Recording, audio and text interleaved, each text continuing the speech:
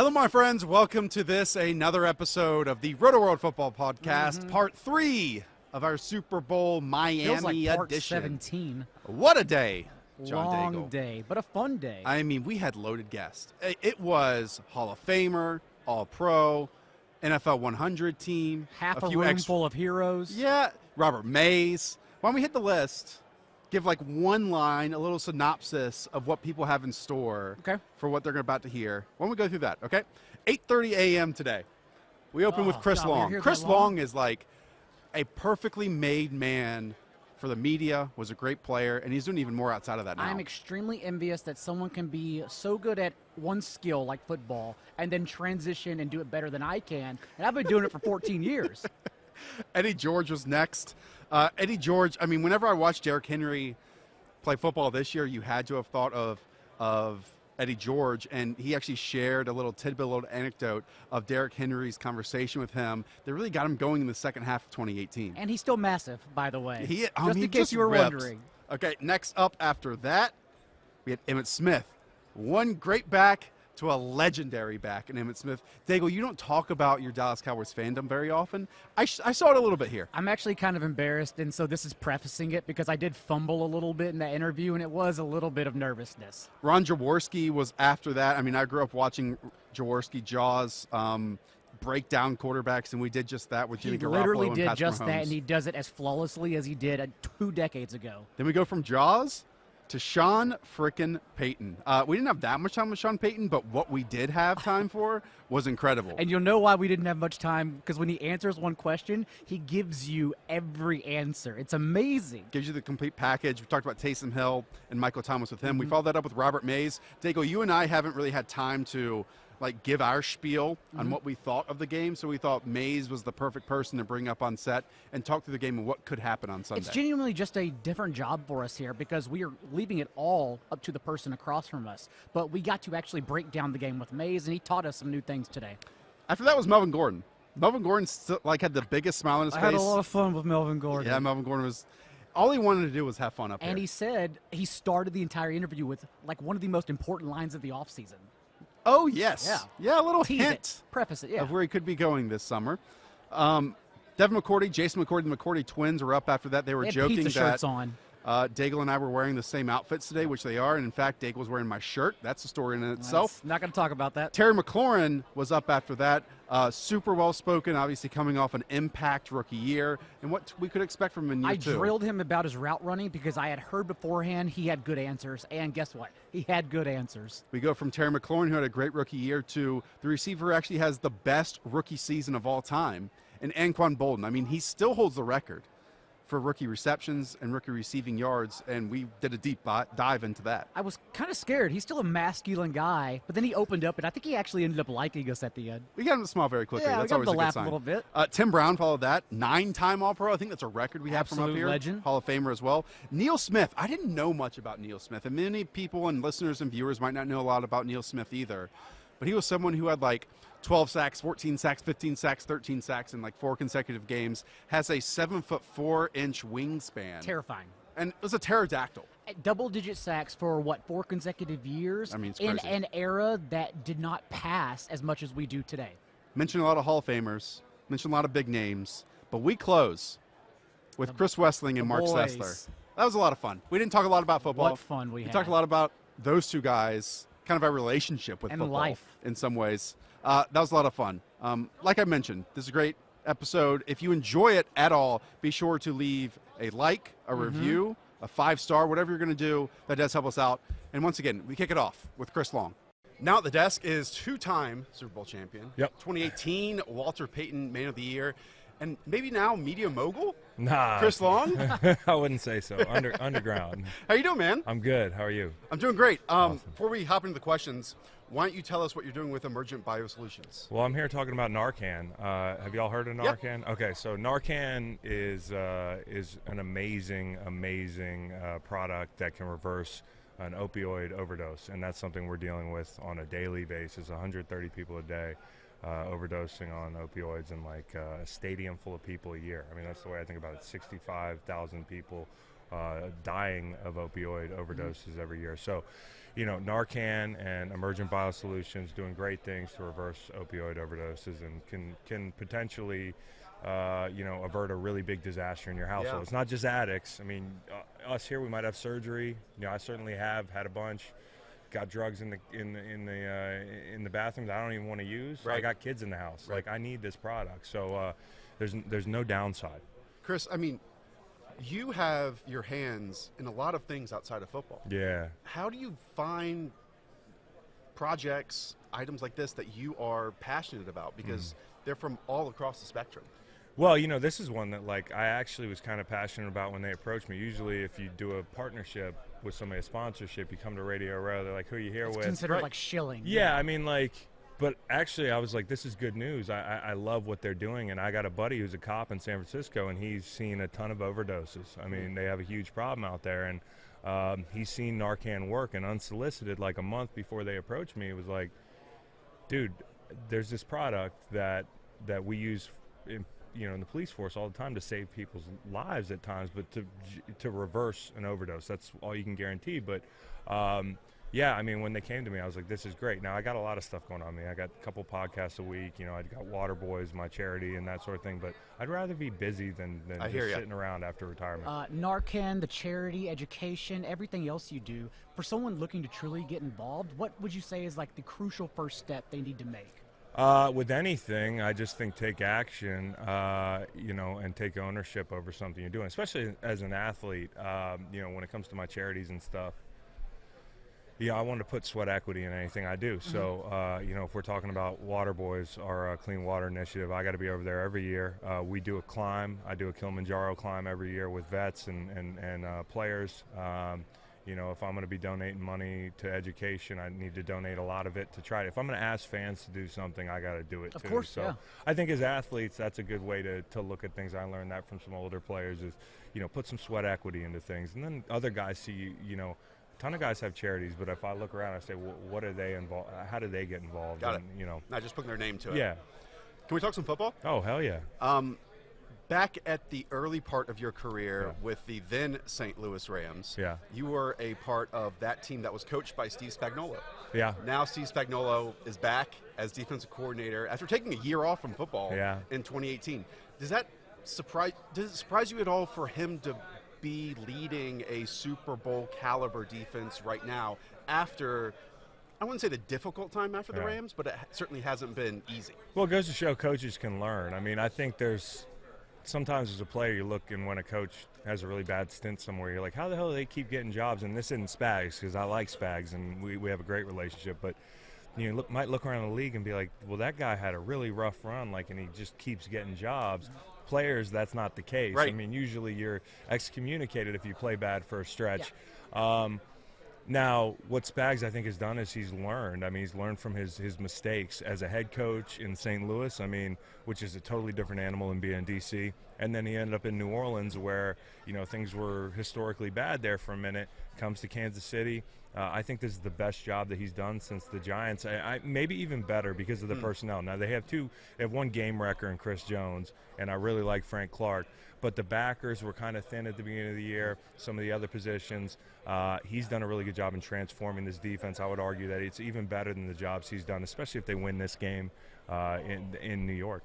In that stretch with the Rams, you actually overlapped with that guy right over there. Yeah. So is there something off the field, like a freak moment that you've seen that we haven't seen that just blew your mind away? And that guy is Aaron Donald. I should say Aaron Donald is right over there, and I was great. Not playing, by the way. I felt somebody tackle me walking in here, and I'm like, damn, that guy's strong. And a tackle is him just his finger poking. Yeah, I mean, he's the strongest individual I have ever encountered on a football field, and I'm talking about functional strength and weight room strength. I mean, the guy can throw weights around like nobody's business. He's built like the Hulk. He's 310 pounds, or whatever he is, and he looks like he's 240. Right. He's also a relentless worker, and that's why I respect Aaron Donald. Aaron Donald is not only the best defensive football player I've ever seen, in person, but he works as hard as anybody. When I was I was the late film room guy. At the end of camp, I'd be the last guy in the building or whatever. I'd walk in the D-line room to watch film every night. And it started to be this pattern where there's one computer in our D-line room, and I walk in, and there's this rookie stealing my film time. And I'm like, I turn the lights, he'd be like, oh, sorry, man. I'm like, don't be sorry. Like, this is awesome. Like, you're going to be amazing because he puts in the work. He's the last guy in the building. He eats, breathes, sleeps it, and he plays with passion and violence. He's also one of the most violent players on the field I've ever played with. It's fascinating because he wasn't even the Rams' first-round pick that year. No. And, it's kind of that thing where everybody gets credit for stuff, and they passed up on, whoever it was. I mean, you talk about the Lamar Jackson thing in Baltimore. Everybody, praises them. They took somebody before Lamar. Payton Hurst, a tight end, and they traded back. And they were both good picks. They are. Tom Brady, everybody, I know there was one guy, God rest his soul, in New England who made that happen, but, otherwise you let the guy slip to the last round. Right. And Aaron Donald, who I know it wasn't unanimous in the building. There were some people that didn't think he was tall enough. And, you take Greg Robinson first, and then you wait for Aaron Donald. So nobody knew he was going to be as good as he was. But I did call it rookie. He'll tell you rookie year. In training camp, I said he's going to be a Hall of Famer, and I love watching him play football. He just moves differently. You mentioned a little bit of your time with the Patriots. You were with them during the 2016 season. Yeah. That was really a time when someone other than Tom Brady was starting at quarterback. Yeah. You had 2 games with Jacoby Brissett. Mm-hmm. You had 2 games with Jimmy Garoppolo. Yeah. That might be the case moving forward for New England. Was there a different sense in the building, in the locker room, when someone other than Tom was going to be your starting quarterback that Sunday? Well, it's a huge unknown because I'm just getting there. So I don't know, I know Tom's the GOAT, but I don't know really how transferable the production is to the second and third string guys. But that quarterback room was a lot like the Washington coaching room.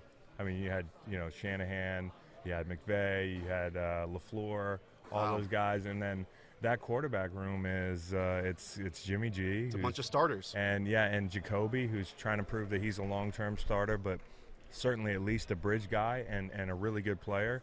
And then you got Tom, the GOAT. And when we had to go down to Arizona in a really big game, and when they were good that year in 16 to start the year, and Jimmy G turned in a really good performance, was lighting it up against Miami, got separated his shoulder or whatever it was. At halftime, Jacoby steps in and does what he has to do. So it's the entire staff, the offensive game planning, the McDaniels effect. They got it rolling up there. I think they'll figure it out. We have a game to play. It's completely underneath the desk. As you will know, everything has to have a hook, these interviews, because they all can't be the same. You have to have a wacky radio bit. Yeah. We haven't asked you guys at both all. have really nice sport coats I on. mean, we're trying to There's live been a behind me. whole Like, deal about what to wear. look at you, Chris Long, just calling out Men in your Blazers of peers football. and colleagues Yeah. now. Blazers, let's go. That's us. That's I love us. it. I need to be balding anyway. But you don't have a pocket square. You got one. You got He's borrowing my T-shirt. Too. Yeah, I wouldn't tell anyone I this, can but he's tell borrowing who's my copying T-shirt. who. This is I Miami actually did Vice. borrow his T-shirt, to be honest. Yes. I love it. Bit of a We haven't mess. asked you at all about the game on Sunday. So if you could steal a piece of paper out of here, read it, and answer the questions. Just about you got Sunday's it. game, Got it. if you will. Who plays Sunday? How many points will the Chiefs score? So this is basically if you think the Chiefs are going to win or lose. I'm more confident in the under than who's going to win the game. I think it's actually going to be lower scoring than people think. So with Kyle Shanahan, That's not really answering the question. no, it's not. But I'll ask you. I would another say in one. the 28 range. Okay, with Kyle Shanahan And a win. having 2 weeks to create a game plan, with Andy Reid having 2 weeks, a defensive guy believes defense might be the pivotal pieces in this game. Oh yeah, for sure. Now listen, I think comprehensively San Francisco's a better team, but the problem is you're looking at one guy in Pat Mahomes who's been on fire, and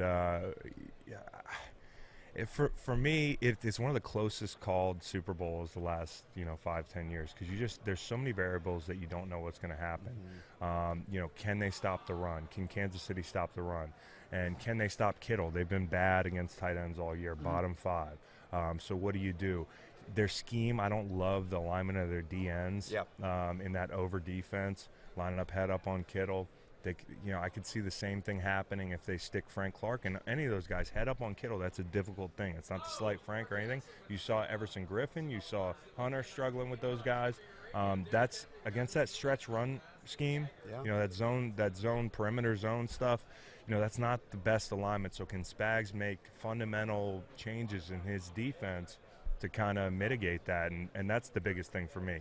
If San Francisco controls the clock all day, it's going to be a rough game. You've got time to join us the rest of the day, don't you? I was going to say, we can sit here and do a show, Men in Blazers with Chris Long. I don't have my blazer, though. That is Chris Long. What are your podcasts so people out there can go and listen? Because they're amazing. I love them. Oh, thanks. I appreciate it. Greenlight, it's on Chalk Network. That's my little YouTube channel, my little media company. We're a 2-podcast group right now, but so check me out on Greenlight Pod, and we got some good stuff going. You've been doing the podcast with Ryan Russillo all we do Ringer Pod with Ryan, as well. Awesome. Chris, thanks so much. Really appreciate it. Appreciate it. Joining us now, 4-time Pro Bowler, first-team All-Pro. And still in terrific shape, by the way. I mean, just incredible shape, putting us to shame. His name is Eddie George. Eddie, thanks for being here, man. Glad to be seen and not viewed. Well, a lot of people come around here. They're associated with the product. This one I can get behind. Oh, Eddie really? George, you're here with Jack Daniels. Tell us what you're doing with Jack Daniels. Yes, I'm here promoting to just basically be responsible when you drink. If you're over 21, you're at any party this weekend watching the great game that's coming on, we're promoting to be responsible and doing so. Drinking Jack Daniels products, of course.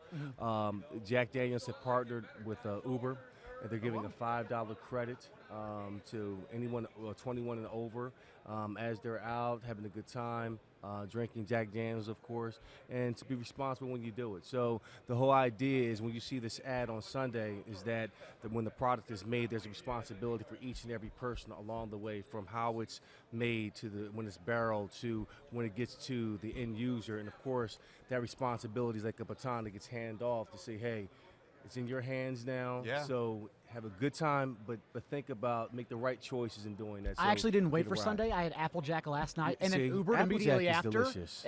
I trust me. This guy was having say all the banana-flavored stories. whiskey last night, peanut butter and jelly-flavored. It was like we went to a restaurant that has like these infusions.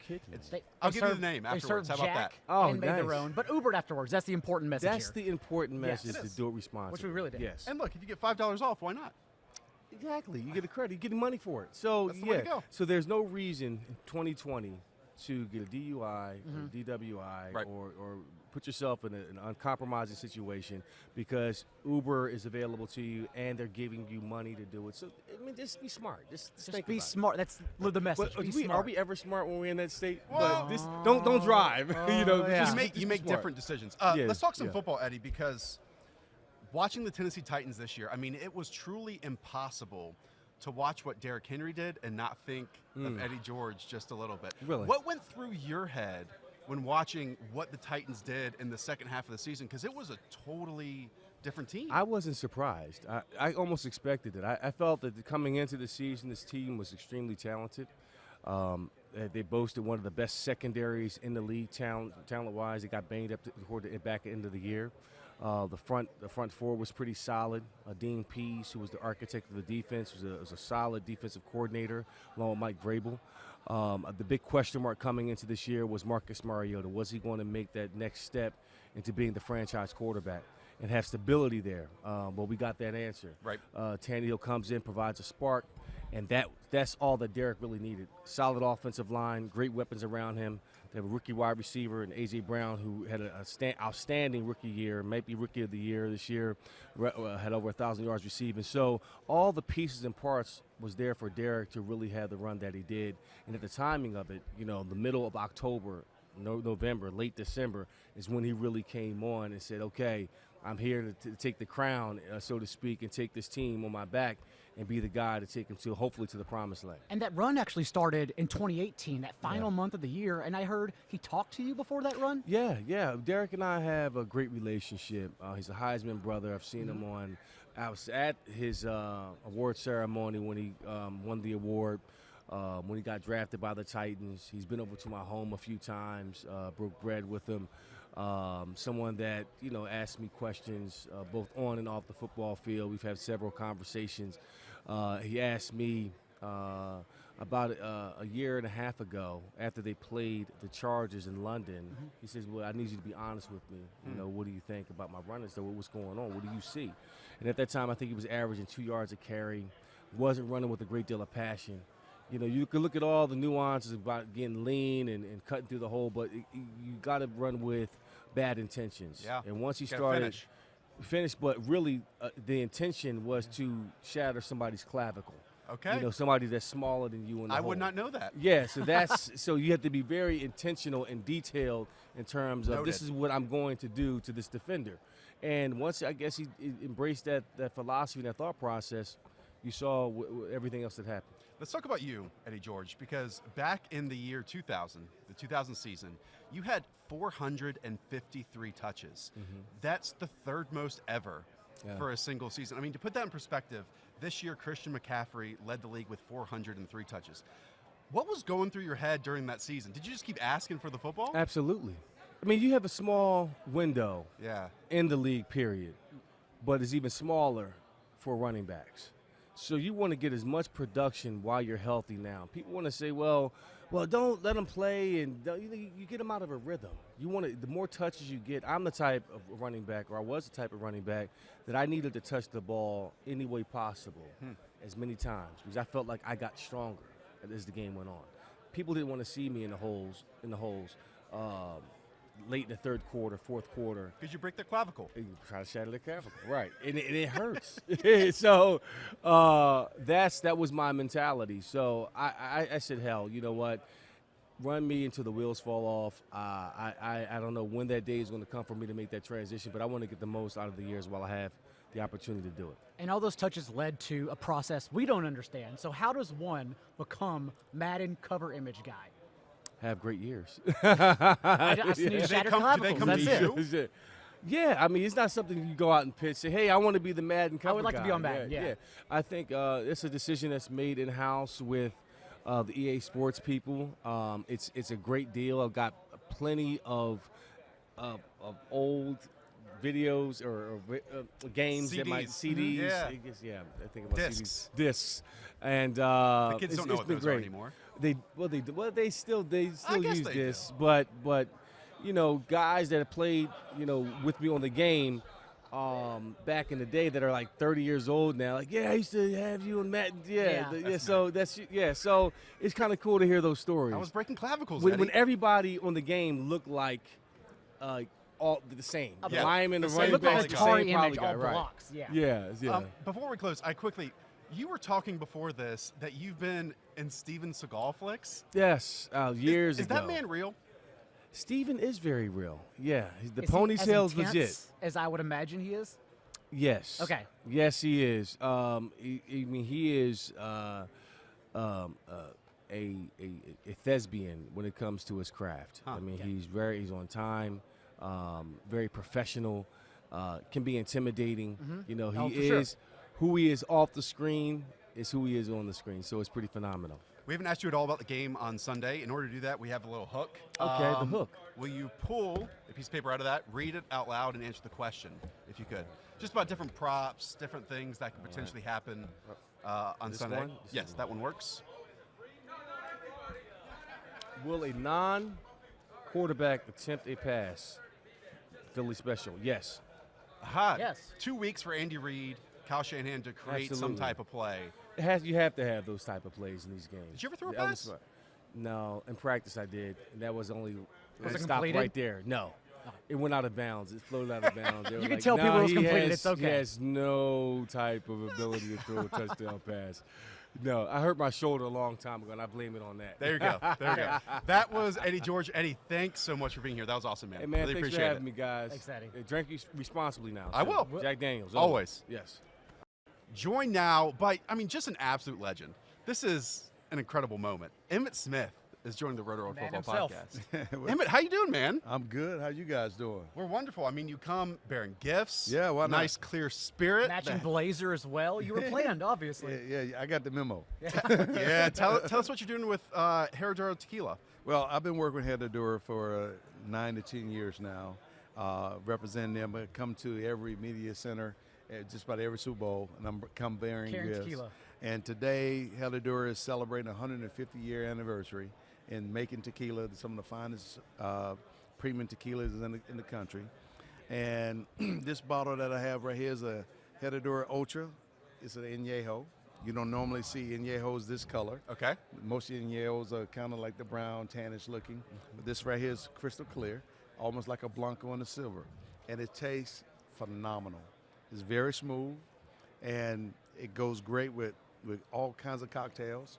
One of my favorite cocktails is old-fashioned tequila. Mine as Speaking his well. language. Old-fashioned tequila and chocolate bitters, by the way, because it makes the palate roll. Okay, you can go chocolate. I've had some Herradura You can go before, chocolate. yeah. You can go chocolate, but it's good. It's good. The bottom line is, it's good. I mean, you pitch it well. You pitch it well, Emmett. Let's go about your career for a little bit. I know you answer questions about that all the time, but I've heard you say that there was this game against the Giants in the 93-94 season that was the defining moment of your career. Yeah. Why? Well, it was a defining moment because of the game itself and what was all at stake at that time. And if you can recall back that far, how the season began, I missed the first 2 games of the year, and we ended up having to compete against the Giants for the right to win the NFC East outright, as well as home field advantage throughout the playoff. And we had to win against the Giants. And so it was a cold day. I ended up getting hurt in the game, hurt my shoulder, and having to perform for 3.5 quarters with a AC separation and all that was not easy. And so as a player, you always have to find ways to dig deep for the moment, as well as for the cause. The cause was to create that pathway directly to the Super Bowl through Dallas. And that game had me at the point where I had to give a killer performance under all circumstances. And that game defined me as a football player. It let the world know that I'm not just a flashy running back or whatever you may consider me. I am a hard-nosed, cold football player and a stone-cold killer when I have to be on that football field. And that's just the way it was. And I think that game is one of the most memorable games in most people's minds when they think about me. Yeah, I agree. Did you have to go like a dark place in that moment? I mean, you were. Every place was dark at that time. I mean, it's like you zone out, you block things out, you focus on what you need to focus on. Play by play? Play by play, one play at a time, and you just try to get through it. Recently, the all-time NFL team was released, the 100 years of football. Is that something that when you hear that's coming up, you're like, I'm going to be on that? Or do you even worry about it? Do you even think about it? I don't think about it. Wow. I don't worry about it. Wow. I just let things go the way that they are. And when you come up and you see it come up, you drink Herradura to celebrate. Well, why not? Yeah. Why not? I mean, at the end of the day, you worry when you question your body at work. I don't question my body at work. I don't question what we did in Dallas. I don't question what I did as an individual. I don't question the process I had to go through in order to get to this place. I don't question any of those things any longer because I'm at this place right now where my spirit and my soul is settled on what I have in store for me and what I've been able to do. And so I don't have to question. I leave all the questions up for other folks to figure out this and that because that's the way their mind works. My mind works totally different now. You were chatting up with Eddie George on your way up to the stage earlier about acting, but you also have some acting chops behind you, don't you? Not like Eddie. A little bit of How I Met Your Mother, though, in your past. I did that. I did do that. And that's pretty simple. So nerves don't play a part in that moment at all? No, Walking on set, I mean, most of the time they have you playing yourself. Not doing what Eddie does. Yeah. You Playing someone else. You got to play somebody else. Yeah. That's different. How do you – I mean, I haven't mastered that skill in terms of transforming my mind to think like somebody else. But you have mastered dancing. We know that for a fact. That part I did do. Yeah. Wanted to ask about your son. Yeah. EJ, about a month ago, declared and committed to Stanford. He was a top 100 recruit. There was this amazing moment where he had all the hats lined up. Yeah. And after he chose Stanford, you obviously got a question, why not Florida? You picked up the Florida hat. Right. And had this amazing line that said, I'm going to wear this hat. That doesn't mean he has to wear this hat. Right. You really just want him to create his own path in life, don't you? Yes, I do. I mean, because the world is not going to allow that to happen. The world wanted to be the way that the world wanted. As a father and as parents, my wife and I always want our kids to do what is right for them, what's best for them. They don't have to follow in anybody else's footsteps. They don't have to. They can chart their own path. They can also go down the path less traveled. It's up to them. It is their world. It is their option. And they are growing up in a different time in which we did. So why duplicate what your father did? do something new, do something that extends, because that's what it's here for. I mean, that's what we're here for. And to be able to give our kids the blessings that they have and to give them empower them to feel free to go do something, not have this burden on their back about, am I doing it right? Will my dad be upset, or will my mom be upset? Without having those burdens or the extra pressures of that. It's one thing for the world to put pressure on you. It's another thing to add pressure from the parents. And so for me, having the experience of playing the game of football itself, knowing that any decision that my kids make right now will be a 40-year decision, not a 4-year decision or a 3-year decision. It's a long-term vision. It's a long-term vision. You made a late career team change, obviously jumping from the Cowboys to the Cardinals. There are a few big names that might do the same thing this offseason. Right. Tom Brady, Phillip Rivers.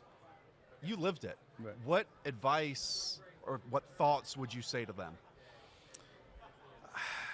I would say you have to do what is best for you. If you still got that fire and that burning desire to continue to play, do so. But let me warn you, the team that you played for the majority of your career, that experience may not be worth it. It may not be worth it. But it is worth it in the context of being able to get closure. But you have to come to that closure for yourself. For me, going to the Cardinals gave me the chance to have closure, to say my football career is behind me while I'm holding on. There's nothing left for me to do outside of getting hurt. Now, I had accomplished almost everything I wanted to do. I won Super Bowls, became the all-time leading rusher, played with the team I always wanted to play for, and I still felt like I had some left. But going to the Arizona Cardinals, and they treated me well. The Bidwell family, they treated me well. I could not have picked a better organization to go to in the way that they treated me to end my career with. I have so much respect for that family and that organization because of the way that they handle my situation. And you got that closure. I got that closure. I got that closure without a doubt. And I think I left something with them too, because of players like Larry Fitzgerald and Anquan Bolden and Adrian Wilson and many of those, Josh McCowan, all those. I played with all those guys. And I spent so much time imparting as much wisdom as I possibly could about this game and what my experience was like with the Dallas Cowboys. I shared that with them.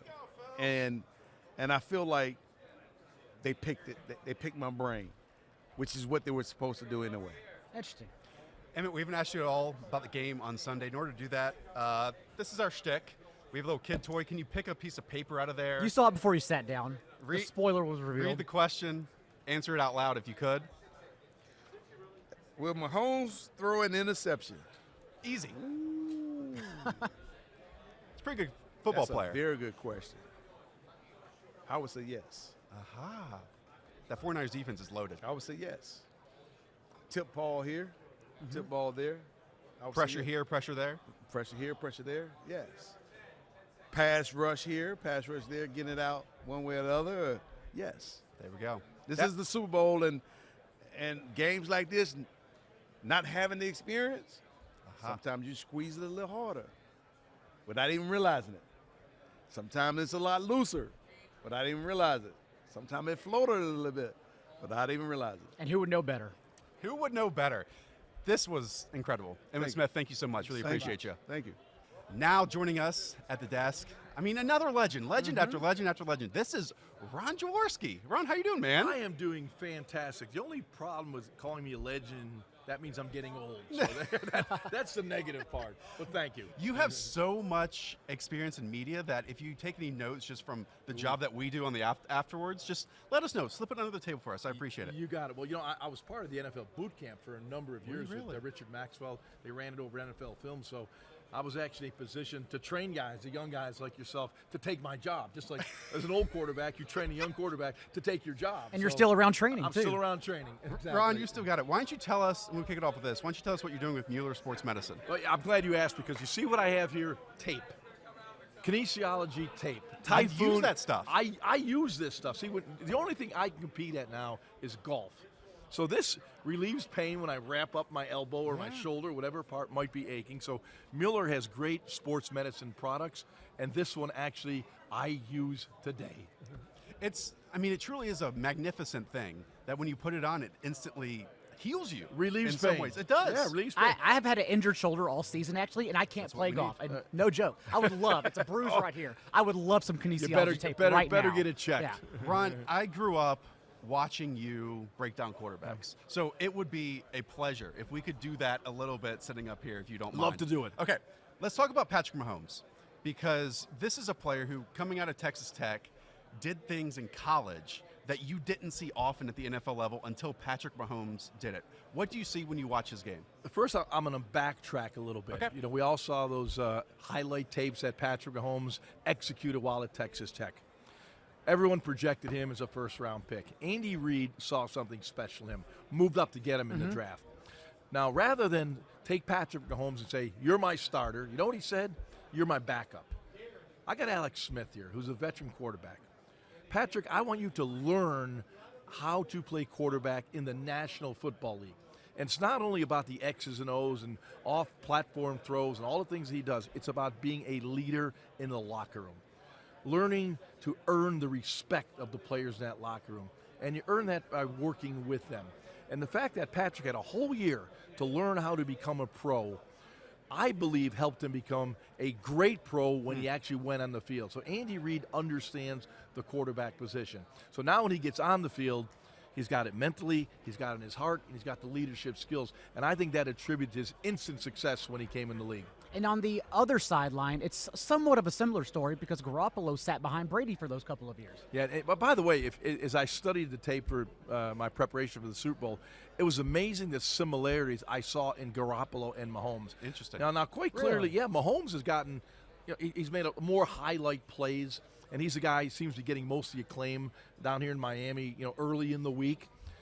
But I saw some incredible plays by Jimmy Garoppolo outside of structure, outside of the pocket, on the move.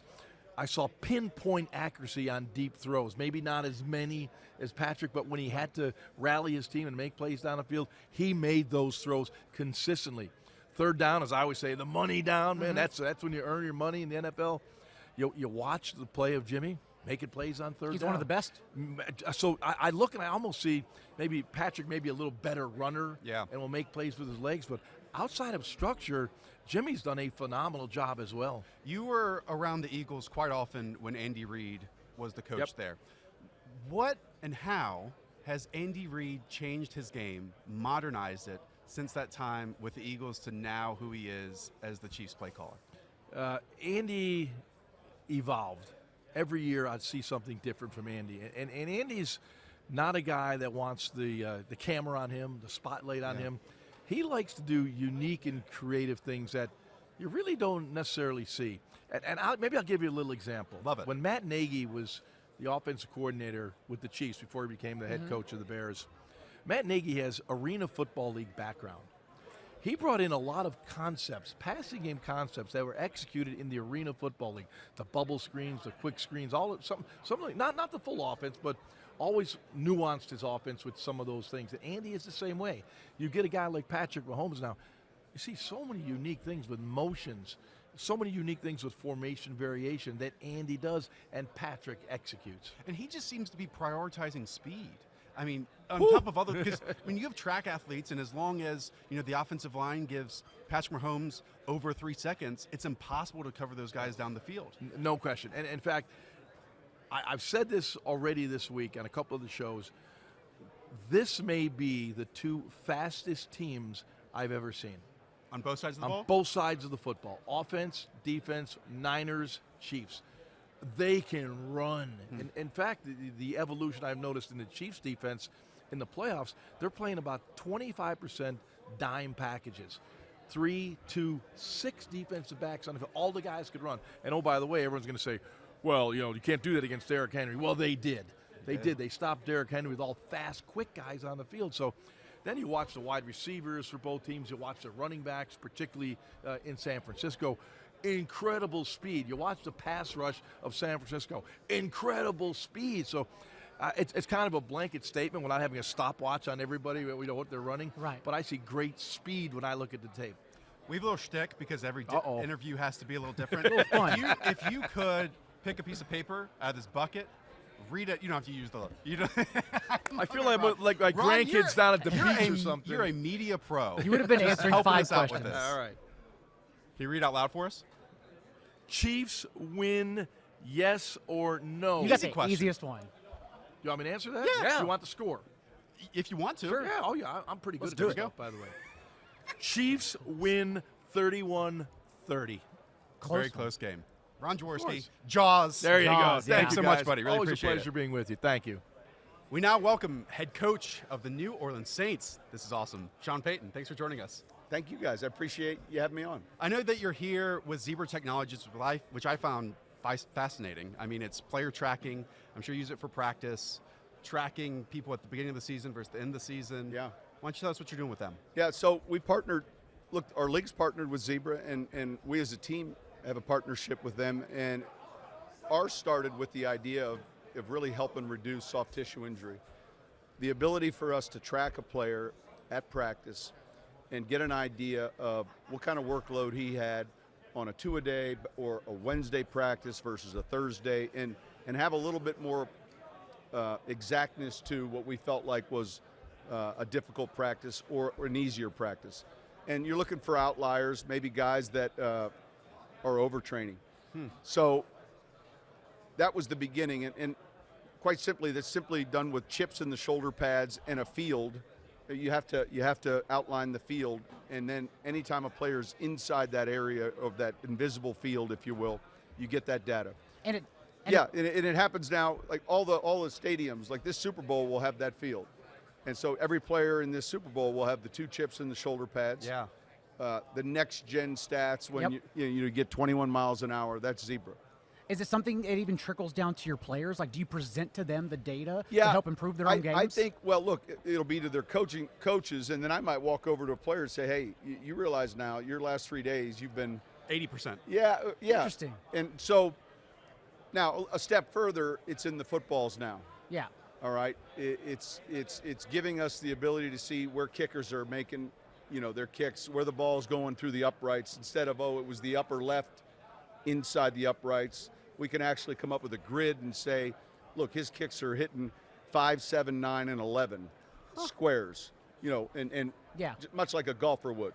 And so it gives you, look, it's going to be how we call touchdowns eventually. Did the ball cross the plane? Where were his knees? And instead of just a person walking across from the other side of the other I think the sideline and worst walking- example is when we punt a ball high and out of bounds, and the side judge walks up with his hand in the air, and the umpire all the way back, or the referee, finally then lifts his arm and says, right about there. Yeah. When this is going to give you really the exactness within a foot. Coach, let's talk about your team. What you did with Taysom Hill this year was incredible, and that was never more apparent than against the Minnesota Vikings. We know this league likes to pick and choose what they take from other teams. Would you expect other teams to try to emulate what you did with Taysom this year, or is that kind of player just rare? Well, in fairness to the question, I think the player is hard to find. Rare might be the right word. I think the player is hard to find. We are like that as a league, where we'll look for the next Alvin Kamara or the next Richard Sherman, or pick a player who's had success. But he's unique, and how we found him was really unusual. We were watching. You guys know at the end of training camp, 90 goes to 53. Of course. Not in 2 cuts, but in 1. So it used to be 2 cut downs. Yeah. When it goes to 1, you basically have, a day and a half now to take that information, all these players, 32 teams, 90 to 53, and trust some of the evaluations you've made. So we were looking at a player on Green Bay's team as a practice squad candidate. Simply, hey, do we like this receiver to come to our practice squad, not our active roster? And while we were doing that, and I kept noticing this number 7, and I was like, Jeff's our director of college scouting. I said, who's 7? And I saw this isn't still Sean Hill, is it, from Maryland? He's like, no, it's Taysom Hill. I said, well, what don't we like about him? And then I'm like, bring me the cut up. And so we spent another hour and a half watching him. Huh. And I said, we're putting a claim in on him. And so a claim is much different, obviously. If you're putting a claim in. Other teams can get it too. Yeah, but when you put a claim in on a player, you are actually bringing him to your 53. Right. And so different than a practice squad player where I get on the phone and say, hey, we'd love to have you on our practice squad. I don't have to do anything other than recruit him. No, you had to cut someone else. Yes, and there's no recruiting. And so and my only concern is we were claiming at the 11 position, and I thought if anyone's really watching the same film I'm watching, 1, 2, 3, those ahead of us have a chance to claim the player. And so that we had to wait through those 10, and we were fortunate enough to get him at 11. Another unique player is Michael Thomas, and this is the trust tree. So we can be friends and honest here. Yeah. I want your honest opinion of what the expectations were when you drafted him, because obviously he has now become one of the best receivers in the entire league. Yeah, well, look, he wasn't drafted in the 5th or 7th round. He was drafted in the 2nd round, and the expectations, we just felt like, man, we saw a physical player. He was part of a really good football team with a lot of talented players. And so, look, he's catching the ball on these slants, these hitches, and down the field throws. But every time he's got it, you see the run after the catch. Yeah, did you know exactly? Well, if you knew exactly what Michael is now, you might have used your 1 to get him. He would have been taken earlier. But we loved his size, and, you know, his uncle's Keyshawn, who I coached at Dallas. There were a lot of ties there to drafting this player, and I remember there were a couple players, but he was our #1 receiver in that draft class, and there was a handful taken in the 1st round, or 2 or 3. Corey Coleman, Will Fuller. Yep, a kid out of Old Miss, then went to Minnesota. Treadwell. Yep, and so fortunately we got the right one, and man, he's so physical at the line of scrimmage. I've done this a long time, and on Thursdays we do 3rd down, and we do a lot of bump and run, man look. And so when the quarterbacks are getting loose, I'll run out there sometimes just to jam the receivers or give them a look. And I did that with Mike once, and I'm telling you, I felt like I was in a car wreck. This finger here, my right ring finger, was going like sideways. I had a bruise on my chest. He's so physical off the line of scrimmage. It's the one thing that you can't appreciate, but when you feel it firsthand, I mean, I was sore for like a week and a half. Got it. That's the end of that. Coach, thanks so much. No more bump and run. Yeah, thank you Sean guys. Payton, this was amazing. Really appreciate it. Yeah, appreciate you guys. Now we're at the big boy desk. This is what? Our 2nd interview at this one? Yeah, I believe so. Not pushed to the side of the kids' I table. feel very fancy. For Robert Mays, staff writer at The Ringer. Robert, how you doing, man? I'm doing great, man. It's a fun week. It's a long week, but there's nothing better than kind of talking football for a lot of days in a row. Talking football is the right thing because, you know, we've been interviewing some great guests. You're one of them. But we get lost in stories and anecdotes and life that we haven't actually had a chance to talk about the game. So I would love for like these next 10 minutes if we could just talk about the game and preview it. Would that work? That's all I have to say. I'm not Sean Payton or Emma Smith. Done now. I have nothing to actually offer outside of analysis. So It that's fine does with seem me. like your type of game, though. Like Oh my creative God. beef on the front of the 49ers line, and then obviously Patrick Mahomes. Like, it's really a Robert Mays game here. It absolutely is. I tweeted this yesterday. I don't think I've been more excited to just think about a football game in a very long time. And you just think about all the levels to it. You know, the way that we have Travis Kelce and George Kittle. This is a very micro way to think about it, but 2 guys at the same position that could not affect the game more differently. And I think that that's the cool part about these offenses to me. That's what I've really spent a lot of time thinking about this week is what the offenses are going to look like. And even though they're both immensely creative, they're so different in the way they go about it. So when you get onto that kind of minutia of what these guys are and why they are that way, everything else, it's just such a fascinating way to think about the game. Let's isolate some of that. Let's start on the 49ers side of this. And it's funny, and I listen to a lot of your work, read a lot of your work. It's difficult to know who to give credit to on the 49ers offense beyond Kyle Shanahan at times. Yes.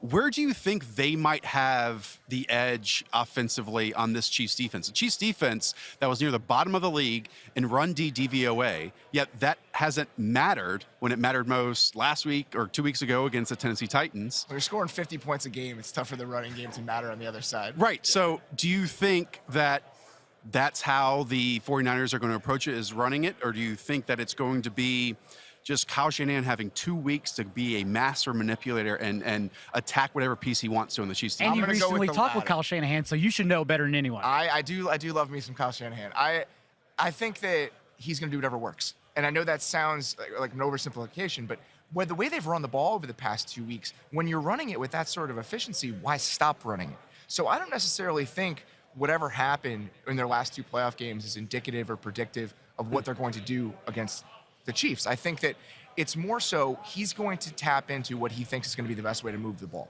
And I think against Kansas City, more than running the ball, that's going to be using all the misdirection they use, whether it's motions, formations, play action, to give themselves some chances to throw the ball in the middle of the field. Because I don't know if this is going to be the type of game script where you can run it 40 times and keep up with Mahomes. I think they're going to need some chunk plays. So I think it's going to be much more about moving the defenders in the middle, whether that's Tyrann Mathieu, Daniel Sorensen, the linebackers who I think can be taken advantage of in this game.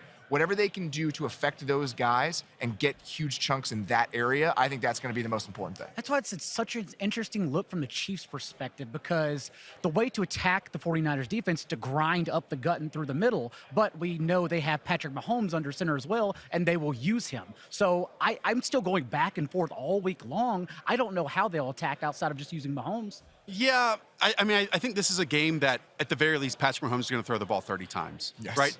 This, and that could be, positive game script, that could be neutral game script, that could be negative game script. And no matter what, we have seen against good defenses, against bad defenses, the Chiefs at any moment are able to put up 21 points in a quarter. And so even if someone goes up 28-3 in this game, I mean, the Chiefs will always have a chance to inch back into it just because of their style of offense and how short some of their drives can be. Absolutely. And I think that when you see the way that some teams have gone about trying to stop Mahomes this year, Houston just played man coverage the whole game. Yeah. Like, we're going to do this. We know you're going to do it. And this is how we think this is our best chance. And he just destroyed them. And when Reed knows what's coming, it's a huge problem. So I'll just be curious about what the Niners do schematically. I mean, this is a team that on early downs plays a lot of that 3-deep zone. They played more man on later downs this year. Do they flip that on its head a little bit? Do we see more man on early downs? Do they do things that are a little bit more unpredictable? Because I did a story last week just kind of about the best quarterback wide receiver pairings of the last century or so, or this century so far. And when I was talking to people about Randy Moss or Calvin Johnson, they was telling me that they would see things on a given week that they'd never seen all year. They'd have these game plans, and they'd go back and watch the last 4 games, and they would eventually learn that you just throw it out because teams aren't going to do that against us. So how much of what we've seen from the Niners this season is going to inform what they're going to do, or do they see Mahomes as such a unique entity that they have to do something drastically different? I keep going back to with this 49ers team that they've won in every single way possible this season. They've kept offenses to 10 points or less, I think 5 times this season. They've run the ball with one back for 200-plus yards in a game. You have other times where Jimmy Garoppolo has 300-plus yards and 3 touchdowns. Or 8 passes. Yeah, and what's wild, and you mentioned this to start the conversation, where I think it's so drastically different than the Rams offense that came to the table for the last Super Bowl. Absolutely. They ran the same thing week in, week out. 90-something% and 11 personnel. We're going to be who we are, and if you stop it, you stop it. Well, it happened, and we've seen Sean McVay kind of look in the mirror this offseason and say, we can't do that anymore. And Kyle's not going to waste these 2 weeks that he's had, but at the same time, neither is Andy Reid. Kyle's never been like this, though. I mean, it's one of those things where McVay fell into that version of the offense because the personnel dictated it, and I think that it kind of paralyzed him to a certain degree. They didn't have any real options. Kyle's never been like that. I mean, you go back and remember writing about him in 2016, and I went back and watched the NFC Championship game against the Packers. And they ran a different formation on their first 17 plays, and different personnel packages, everything. It's that illusion of complexity that he always talks about, and it really does give him so many options because you can throw the ball out of heavier personnel. You can run out of lighter personnel like they did against the Packers, just gashing them out of 3 receiver sets. It just gives you so many solutions to so many different problems. And I think even though the Chiefs' offense or defense has been better this season, it's still not properly equipped to slow that team down. I'm genuinely just happy it's these two because much like we credited Harbaugh and that Ravens organization all year long for taking their personnel and turning it towards their strengths, whereas coaches usually just do what they want to do, these two coaches do the same like the Ravens. I'll close with this. Let's say there's 50 seconds left. 49ers need to go about 60 yards for a touchdown, 4 points down. What happens? Can Jimmy Garoppolo rise to that moment? I think so, because even though their offense is so predicated on play action, and that's how they want to throw the ball, I think that's the most impressive thing about what Kyle Shanahan is as an offensive mind and a play caller. You have the bones of this Mike Shanahan, Gary Kubiak offense that's based on that outside zone action and everything else, but to watch him diversify his drop back game, to be able to do more things designed to take advantage of modern offenses against man coverage. He's always one step ahead. He's never become stagnant. So if you have to sit there in shotgun and say, we're running up with 3 wideouts, we can drive the ball and just throw it all the time, I do think they can do that. Daigle, who wins? My official pick is the 49ers, and I've gone back and forth on this. I actually think it's a 2-score game, 49ers. Wow. Really? Yeah. I think they jump on him. I think as you've talked about, just the 2 weeks rest, extra time for Kyle Shanahan for the play calling, I think it matters immensely. Robert, do we get a pick? We're at the big board desk. I've gone back and forth like 10 times this week. Well, pick one here, and then when you do your podcast, I'll do you my get to pick podcast the in other 2 hours, one. and I'll pick a different team. Yeah. So my bases are covered. I'm going to go with the Niners just because I think they're the better team. But I also think that when you have a player that's unsolvable, like Patrick Mahomes, it's so hard to pick against it. It's a coin flip to me. It really is. Yeah.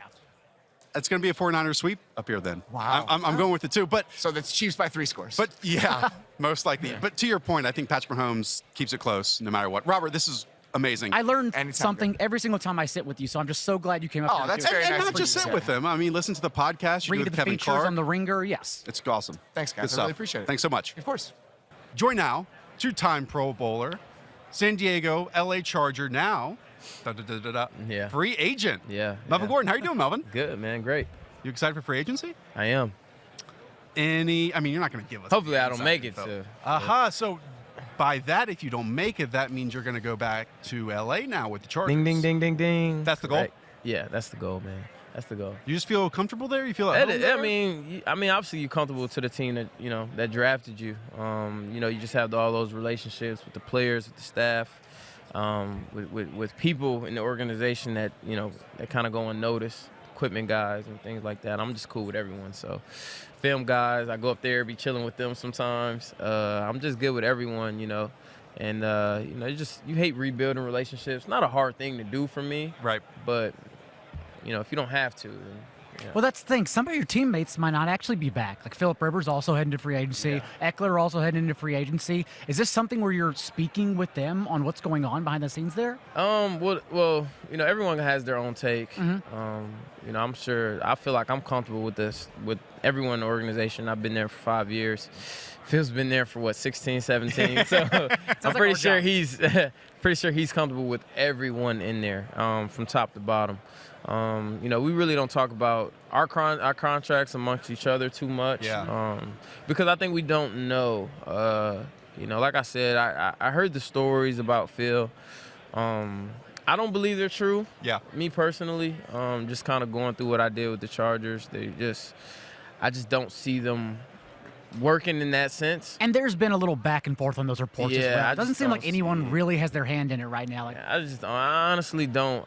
That's me personally. Now Phil might not come back. Yeah. And at the end of the day, it might look like those reports were true, but honestly, I just don't feel. Got a little light change going on now, too. Okay, y'all trying to get this. Okay. Melvin, I feel LA like colors. Here we we go. kind of know you as a person, right? Like, Yeah. you get out there, you're cool in front of the media. Yeah. I feel like I don't know that about Austin Eckler at all. Nah. What's Austin Eckler act like behind the scenes? Who is he as a person? Austin's really chill. Austin's really a chill, mellow person. He just kind of goes to work. He has a cool, fun side to him. But he's really to himself. I love the color change. That's good. You guys. Mood lighting. They're doing it mid. They're just going back and forth, too. But he got a great personality. I wouldn't say he's the best dancer on the team. I wouldn't say that. But he knows how to get groovy and have a good time, man. He's a good dude. Yeah. Definitely seemed like a family man. Just him and his girl. He kind of just stayed at him and his girl. Like I said, he comes to work, good laughs, but, Austin's just real chill and mellow. Can I take you all the way back to your days at Wisconsin? This was crazy when I was looking it up. You held the FBS rushing record in a single game.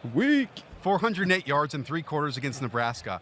I'm sure when you set that record, you thought you might have it for a very long time. Yeah, when they told me, I thought they were – I was like, man, they got to be talking about – I kept it cool, my composure, But I was like, they can't be talking about the record I just broke last week that stood for like 17 years. That couldn't have been broken in a week. I enjoyed that record for 6 days. And who broke it? Samaje Perine. Yeah, Samaje Perine broke it. Perine, yeah. I mean, because when you said that's 400 freaking yards. That's crazy. It's really crazy to think about, though. It's insane. What was that game like? I mean, as you were doing it, you weren't counting up your numbers. Like, did you go to the sideline every time? You're like, it was a frustrating game, man. I had 2 fumbles at the beginning of that game, and I almost got benched. That's what people don't know. That game I almost got benched, and one of my teammates, Austin Traylor, told my position coach, like, man, just keep rolling with him, and then that happened. Wow. I almost got benched that game. The game that made pretty much history for me at Wisconsin, I almost got benched for. Outside of college games, though, do you have a particular performance in the league that stands out to you? Probably the Titans game my second year was a big game. The Cleveland game last year. 3 touchdowns? I was just like. In the zone? It? Yeah, my line was just, we was just clicking, man. Phil was clicking with the receivers. Ty, man, it was just. I have it right here. 18 carries, 132 yards, and 3 touchdowns. Going crazy that game. That's called feeling it. And I dropped one, too. I should have 4. But that game was like, I was like, man, we just so on right now. And it was just crazy because that defense is really good to me. Mm-hmm. I thought they were a good defense. Myles Garrett, just they got some phenomenal players and athletes on that team. My personal thoughts. Now, them stringing it together is another story. But as far as the talent, the individual talent was there, just like the cumulative product was not. Yeah, it's like, I don't know if that's coach. I'm not getting into that. Yeah. But as far as the athletes, though, they have that. So to do that on those athletes, against those athletes, that was hats off to our team. You faced off against the Chiefs twice this year. First time around 100 yards, second time about 115. Yeah. And that Chiefs defense, obviously they're going to be facing off against San Francisco on Sunday. What do you see? What did you all want to attack in that defense? Anyone else that you pinpointed and you said, hey, we wanted to run the ball on them.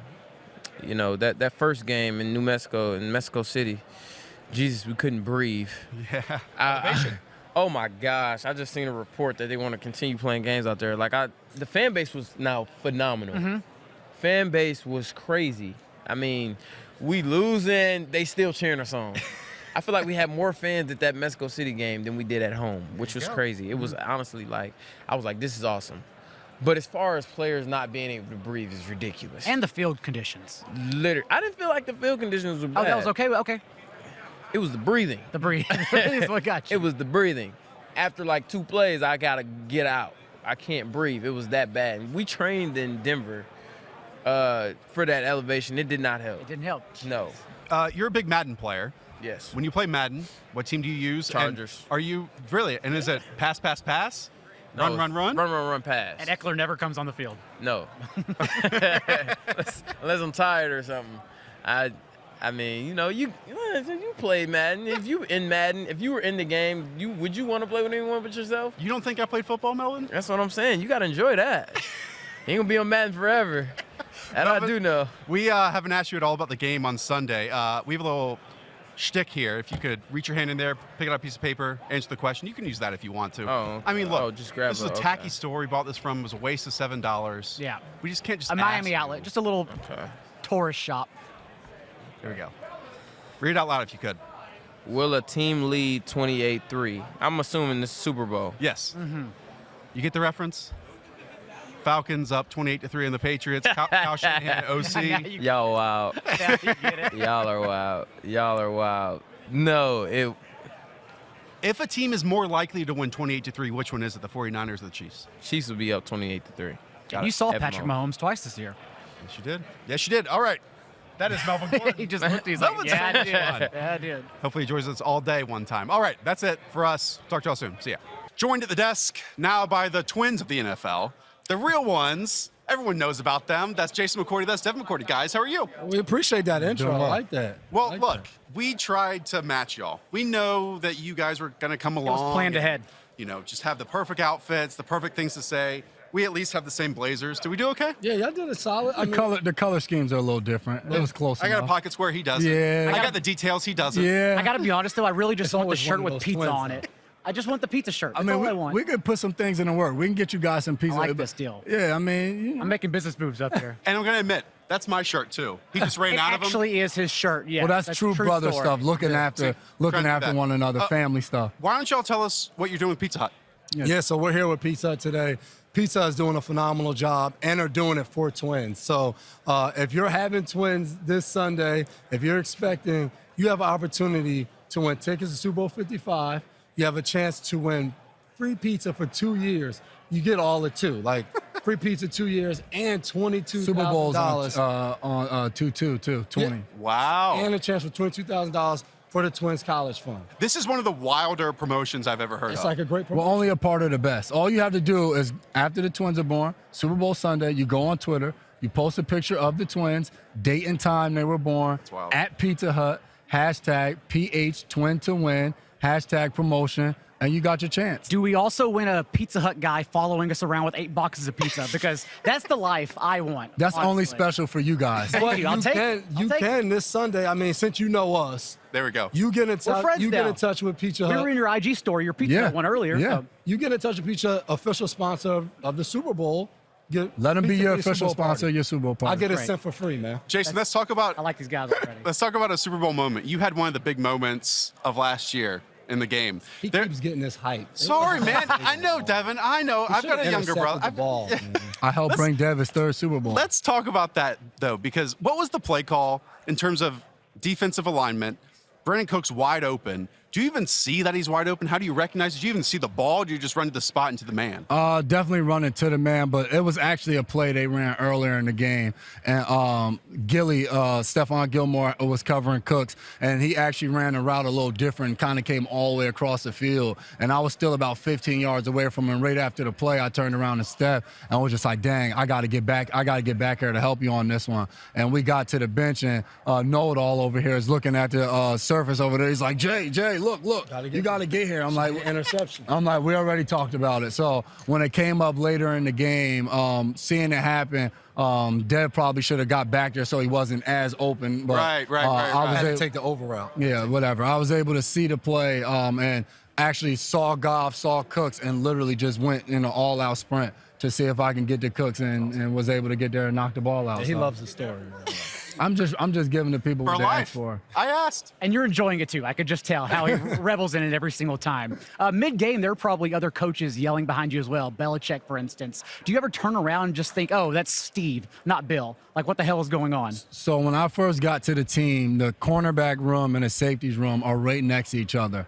And we would be in meetings. My corners coach was Josh Boyer. We'd be in meetings, and literally you could hear the safeties in their meeting, and you could hear Steve talking. And I remember after one time saying it, like in the safety room, saying it to Steve and the rest of the guy, like, yo, you sound just like it your wild? dad. It's like, crazy. But same because demeanor, like. because of that, when he first became the safety coach, he was like, listen, guys, like, I know I sound just like my dad, but I don't want to come in here and talk the whole time. Like, I don't want you guys to have to hear him talk for an hour, and then I come in here right behind him and sound just like him. So he knows it. He's aware of it. He tries not to, like, kill us in meetings talking. He's not doing a good job of it because it sounds the exact same. You mentioned Stephon Gilmore a little earlier. He's, to me, like one of these silent superstars. Silent Like a quiet, assassin. silent So assassin. be the voice for him then, okay? Because give us a little anecdote of who he is. Because again, he's not someone who's gonna come and let us know who he is. Yeah. His play dictates his popularity. But if you He's watch fantastic. him on Sundays, whoever he's matched up with, at some point in the game, They're gonna get into it. It's going to be a shoving match. It's at some point in the game, and Steph, literally, you have a conversation with him, you're going to say Hunt to him at least 3 times. Like, Hunt, what'd you say? But when he gets out on the field, he hates whoever he's matched up against. In walkthroughs, he doesn't let guys catch the ball. He's just that competitive. And I remember when I got there last year, I said to him, I was like, you're the best corner I've played with by far. Just watching his work ethic, what he does. I mean, the way he's played these last 2 years in New England, it's no argument that he's been the best corner in the league. Defensive Player of the Year this year? For sure. You think so? For sure. I got to be honest, I got some intel before we got on stage that the two of you enjoy playing pranks. And so when we were introducing ourselves, I looked a little closer at the facial hair. I was like, okay, I'm just making sure you aren't trying to had to get it right. You could be Jason, and mix you each could be other Devin up. the entire time. We don't know. We've done stuff like that before. Tell us one. Viewers wouldn't know. Yeah, I mean, just going on stage and doing stuff, and they were like, okay, Jason, you sit here, Devin, you sit here. Just switch. Like, no one knows. And Just for the hell of it. I We'll answered tell the him right at the phone. beginning. I answered the phone for him on draft day. and then Really? passing the phone late. So it's been multiple things. When you're twins, I mean, Get away with everything. yeah, I mean, exactly. What about with Belichick? Have you ever pulled a prank? Not purposely. I guess training camp last year, we used to wear the same stuff, same exact stuff. Blazers, yeah. Under our jerseys. Yeah, like we didn't think about it, and he made a point of it, so then we wore the same thing for the rest of training camp. That's awesome. That's awesome. I told him it needs to be harder in practice than it is in the game. Jason, I know you were hurt during the game this year against the Chiefs, right? Devin, you did play. You did a good job against Patrick Mahomes, 283 yards, touchdown, and an interception. I know you had a game plan, but what did Patrick Mahomes do outside of that surprised you most in that game? Nothing surprised. Yeah. Like, we've played him now so many times. Yeah. Like, you're not surprised by the great things he does. Like, we knew You we expect had to the get some unexpected. pressure on him. We couldn't let him just sit back in the pocket. And the way we rushed him, we wanted to rush him a certain way so that if he did escape the pocket, he went to our right. Like, we had those things, but, like, those don't always happen. Like, he's going to make some throws where you're like, hey, man, it's just a good throw, good catch. So he's going to have moments like that, but we had times where we played him really well, and we had times where it didn't go well. So it's a mixture of just trying to get to him pressure-wise, mixing man and zone. You do the same thing, though, the whole game, he's going to eat you up. I know the game plan was different, but was it tougher to cover him or Lamar Jackson? Because you played both this year. That's just, apples and oranges? You don't pick one of those guys. Just like the Revis and Sherman debate, you don't pick one. Whichever one you got, you're happy with. So And Gilmore debate now as well. Yeah, for sure. I'm going Gilly all day. But I just think that's one of those things where it's just like Mahomes, Lamar Jackson, two guys that are MVP caliber talents. Like, they're just they kill you and they eat you up just in different ways. But you're gonna feel the same result at the end of the game. We have a shtick just like you do with your Pizza Hut promotion. Can you please, this is just about the game on Sunday, pick a piece of paper. Are we both picking one? Yeah, Okay. you both So are. we brought you pizza, and you brought us little pieces of paper. Yeah, you we give got going gifts. We steal things from little kids at the beach. That's what we do. If you can read that out loud and answer the Good question, cheese, too. Jason. 20 pass attempts by Jimmy G, over or under? So hard to know. You got to know which way the game's going. Is the game in his hands or is it not in his hands? For them to win the game, I'll say under, because I think they're going to want to run the ball. Jimmy G's going to air that thing out. Will there be a 2-point conversion attempt? Yes. Yeah. Just 2 weeks with Andy Reid and Cal Shanahan to scheme up 2-point conversion attempts. And those are two, like, really good offensive minds. Like, I've seen Andy Reid multiple times last year in the AFC Championship, 2016 against the Falcons in that Super Bowl. We won, but, I mean, they were running off point. Like, those are two really good. Over or under, whichever mom wins this Pizza Hut, is she going to be the real MVP? Real MVP.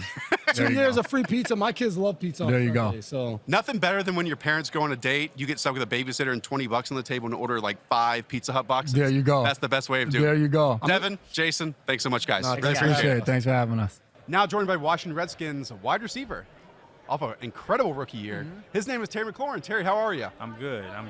Thanks for being here. Thanks for having I know me. you're here on behalf of youth entrepreneurs. Why don't you tell us what you're doing with them? Yeah, the Redskins and youth entrepreneurs came to me with a really unique opportunity to kind of get my foot in the door and giving back to the community.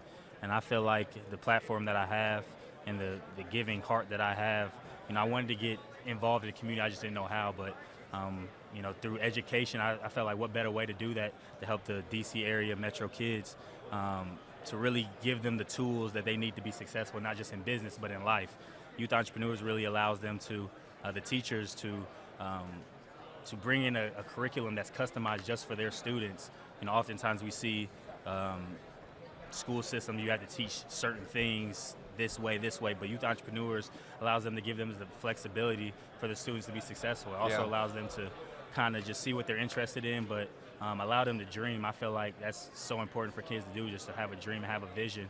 But youth entrepreneurs doesn't stop there. It just gives them the tools that they need now to reach those goals. And it seems obvious, but life is something that really should be taught in school. Most definitely. So this is awesome. A great opportunity. Thank you so much. You mentioned dreams and visions and growth. You and I were just talking before we started this interview that you've come a long way in a year. Yeah. I mean, this time last year, you had just wrapped up the Senior Bowl. Yeah. You were kind of just starting your draft process. Right. And now you're on the heels of an incredible rookie year. Have you had Thank you. time to reflect back on it? Like, what's gone through your head? I kind of had this last month to kind of reflect with the season ending and having some free time, and just the difference a year makes. You know, your life can really change in a year, and mine has. And first and foremost, it's a blessing to be in this situation, to live my dream. I wake up and I get to play football for a living, and that's so cool.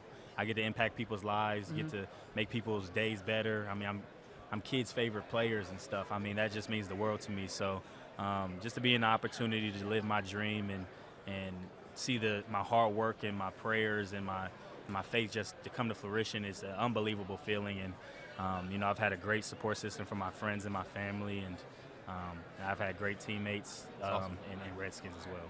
What skill set from that final year in college to the first year in Washington did you work to improve to beat press coverage? Yeah. Because the receivers typically say the difference in man coverage from college to the professional level is like the biggest difference and biggest struggle becoming a professional. Yeah, I mean, that is one of the bigger struggles, definitely. I had the unique advantage of going against a lot of first-round corners at Ohio State. Yeah, you did. And our scheme was you press quarters. So I saw press every day. I had to get comfortable with it. And so coming in, I wasn't nervous with it. I wasn't scared. I wasn't anything like that. But in the NFL, the corners are just as fast. They're smarter. And they're so technically sound. You have to be on borderline perfect in the way you run your routes to get open. And, you know, Coach Hartline really helped me coming back from my 5th year to learn how to get that separation and keep it. Oftentimes you may get the separation, but you may not keep it because you're not running out of the route. You're not beating the DB to the catch point. It's a lot of contested catches in the NFL. Oftentimes you're not going to really catch the ball wide open. You're going to have somebody draped over you. So I had to prepare for that. I was lucky enough to be prepared for that, but I adjusted over the year. And I really picked the brains of our veteran corners as well. And you got off to a really hot start. Let's get in the time machine. Go back to week 1, second quarter. 2nd and 8 with 10 minutes to go. This is your first NFL touchdown. Yeah. What's the play call? It was basically a 70-yard touchdown. Yeah. What was the alignment? Yeah, well, we knew, you know, when we had a certain formation that the Eagles would check with no safety help. And, you know, I had the advantage of they didn't really know who I was. They didn't know how fast I was. They didn't know any of that. And we had practiced that play since camp. And we knew that the Eagles were going to do that specific coverage during against that look. And once I saw that there was no safety in the middle of the field, I said, oh, this is a touchdown. And I just wanted to, you know, keep the skinny post thin. Yep. And by not running over the field and let Case throw me over and run under the ball. So he threw a great ball. It was a great play call in that situation. I felt like it ignited the run that we went on. Obviously, we didn't finish the game, but, I mean, at that moment, I was like, wow. I really just scored my first touchdown. Life move in slow motion when the ball was in the air, when you were running with it away from the corner? Yeah. Like, I mean, it was probably only about 7 seconds of a play, but it probably felt like 7 minutes. Yeah, it was almost like it was just me and the ball, to be honest. I didn't know where the defender was, and I was like, if I catch this ball, he's not going to catch me. I can't let him catch me. So, I mean, Case did a great job of just putting enough air under it for a fast guy like me just to run under it, caught it in stride, and the rest was history. And you only went up from there. 919 yards, 7 touchdowns as a rookie. What skill set are you looking to improve this offseason heading into year 2? Yeah, what's in store for year 2 here, Tarek? I just want to consistently keep my contested catch rate very high. I feel like I struggle with that in college because those jump balls, those contested catches. I'm not 6'4", but I feel like to be an elite receiver, you got to be able to take the top off, be intermediate, but also win those one-on-one battles against contested man-to-man coverage. And I wanted to be a guy that my teammates trusted on 3rd down to this ball is going to Terry. The defense knew it, our offense knew it, and you got to make that play. So coming into next year, I'm really hungry to build on what I started my rookie year, but I'm not hanging my hat on that. I still feel like it wasn't enough. And I just want to be you know, one of the best, if not the best receiver in this league. I'm excited to see what Scott Turner does with you in terms of putting you in the positions to succeed. He did that with DJ Moore. Yeah. He did that a little bit with Curtis Samuel, Most who definitely. you probably know quite well. My best friend, it's your best friend? Yeah, we were roommates. Oh, we love Curtis Samuel on this website. Yeah, I mean, and Scott, he's my roommate. more touches, quarterback that can throw downfield. Hey, give him 1,000 yards. Yeah. Okay, we haven't asked you at all about the game on Sunday at all. Let's do that by just playing a little game. Okay. Stick your hand in here, pick out a piece of paper, read it out loud for us. Melvin Gordon tried to grab 3, but we and didn't answer let him. the question if you can. All right. Is this one? Yep, there you go. Will the Patriots be mentioned during the broadcast? Does that make sense? Yeah, that makes sense. I mean, for so long they were a dynasty. Yeah. And I still feel like they're a very successful team. We played against them, and it was tough playing against how disciplined they were. They didn't beat themselves. I don't even know if they maybe had one turnover that game, but just how consistent they are year in, year out. Doesn't matter the personnel they have. I mean, it's a testament to their organization, and it was cool to kind of compete against them and see where I stacked up against. And you squared off against Gilmore. Yeah, that was really fun. You know, with him probably being the defensive player of the year. Yeah. You know, it was great to see where I fun to matched put in the up. book. Yeah, it was great to see where I matched up against a premier corner. I mean, that's what you work so hard for, so long for, to see where you match up against the best. And I felt like I held my own, and it was cool to see that to compete against him. Terry, you're the man. Thanks so much. It. Good luck in year 2, all right, man? Thanks for having me. Thanks. Joined now by a 3-time Pro Bowler and 1-time Super Bowl champion, a legend. 2015 Walter Payton Man of the Year. His name is Anquan Bolden. Anquan, how you doing, man? I'm good. How you guys doing? We're wonderful. Wonderful. We know you're here on behalf of Office Depot. Tell us what you're doing with them. I'm doing work with Office Depot. And for me, it was a perfect fit because what I've been doing with my personal foundation over the last 16, 17 years is something that Office Depot is invested in.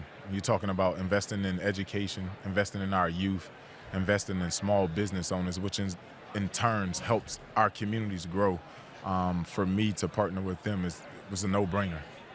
Can I take you back to your rookie season, Anquan? Because sure. I was doing some research for this interview, and I didn't just realize how special that rookie season was. You set the record for yards by a rookie and receptions by a rookie, and I mean that was over 15 years ago.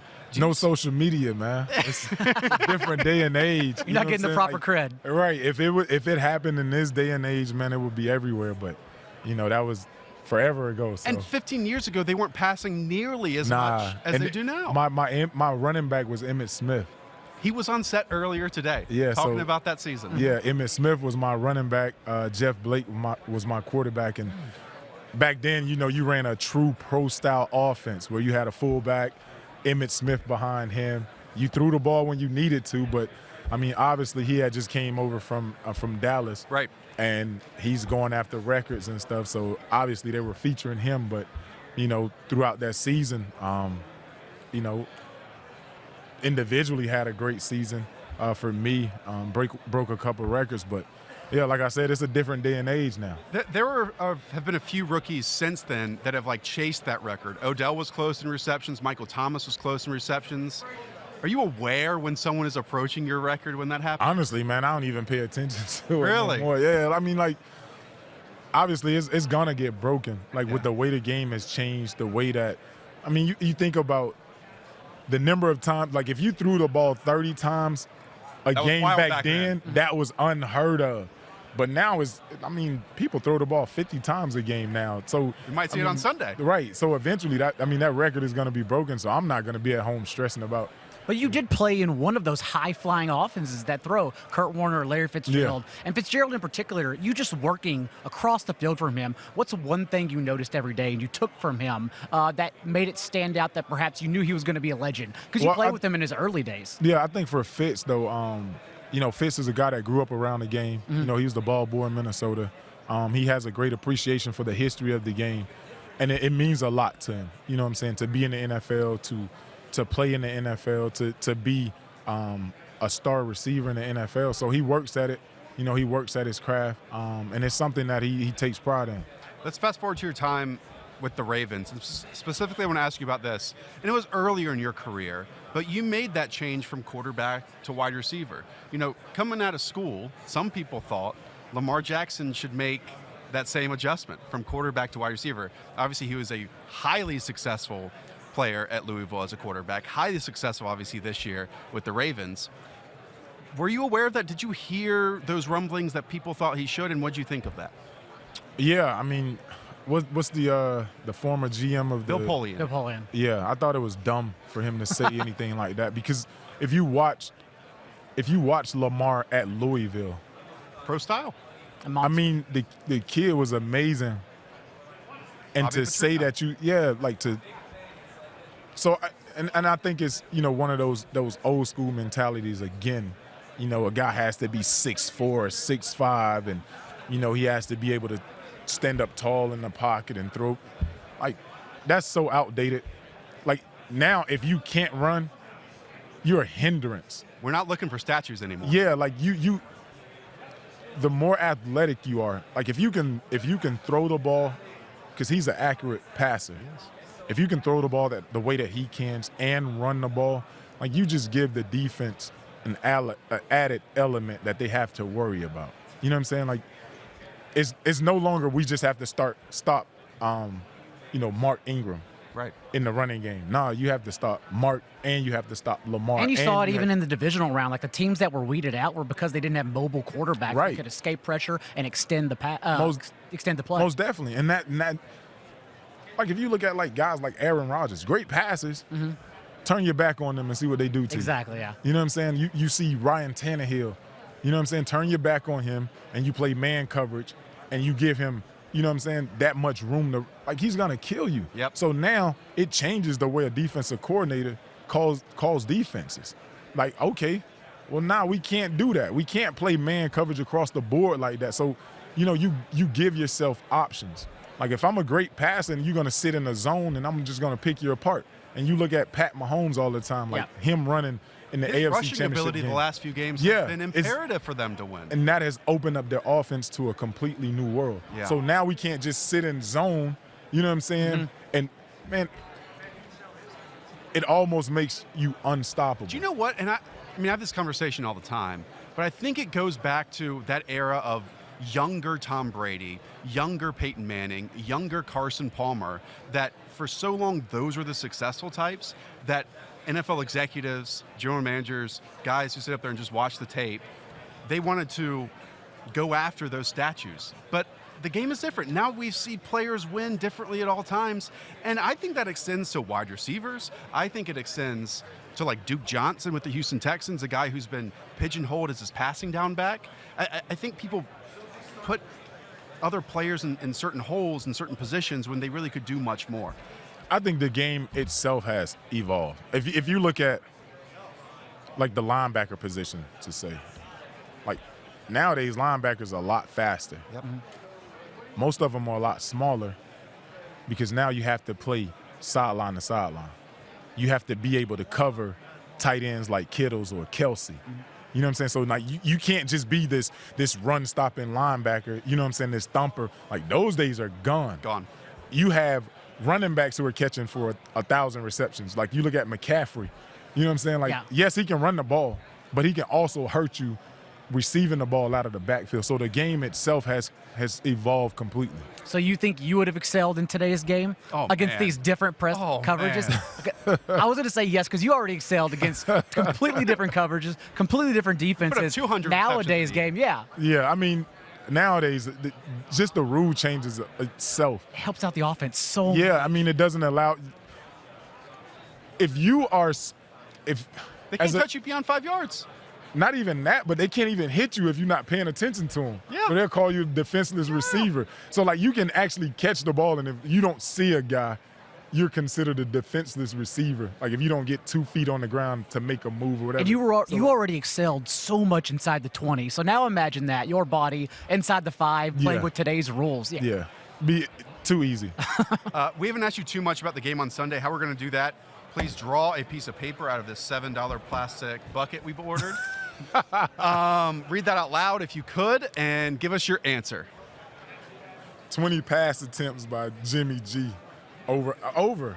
Yeah? I think, yeah. So, because in recent weeks, in recent games, when they've won, I think only threw 8 pass attempts against the Green Bay Packers. So, if I'm interpreting your answer, you think that the Chiefs are going to take the lead and Jimmy G has to have the game in his hands. Not even that, but I think, going into what does San Fran do well offensively? Create space for their wide open wide receivers over the middle of the field and run the ball. Run the ball. Yeah. They run the ball Kyle well. All sorts of credit. So the thing is, the Chiefs, if me and you know that, the Chiefs definitely know that. Yeah. So the number one thing they're going to do coming into this game is try to stop the run. Make sure that, because once San Fran establishes the run, it opens up everything for their offense. But if I can stop you from running the football, now I take a part of that from you. And now Jimmy, he has to beat me. Let's see if you can. Anquan, this is great. Thanks so much, It was man. a lot of fun. No problem. Really appreciate you joining us. Now welcoming a 9-time, that might be a record on this set, 9-time Pro Bowler. Mr. Raider himself. And Hall of Famer. I mean, I don't want to put that one down the list. It's Tim Brown.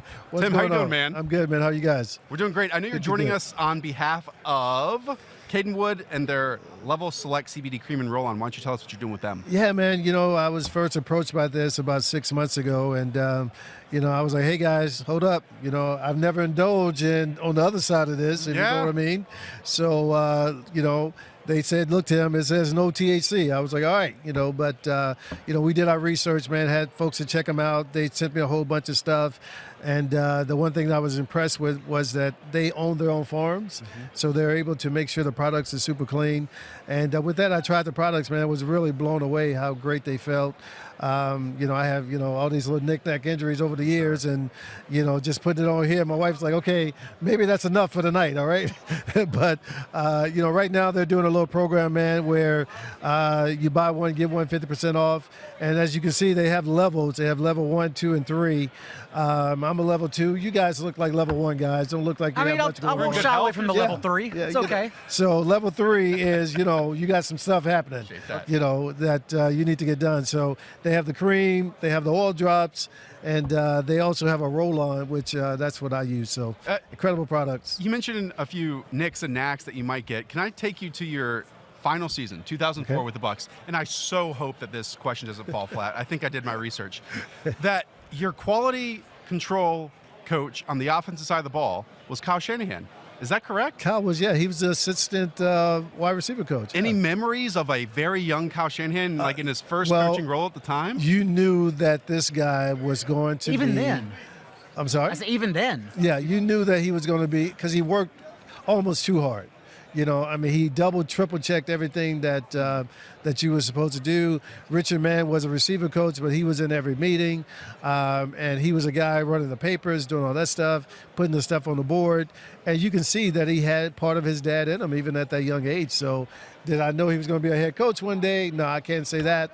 But at the same time, you knew that he was going to be a guy who was going to succeed in this business if he kept that kind of work ethic. And if I remember also correctly, your quarterback in the 2004 season, or a quarterback on that roster, was NBC Sports' own Chris Sims. That's exactly right. Give us a little dirt on Chris Sims.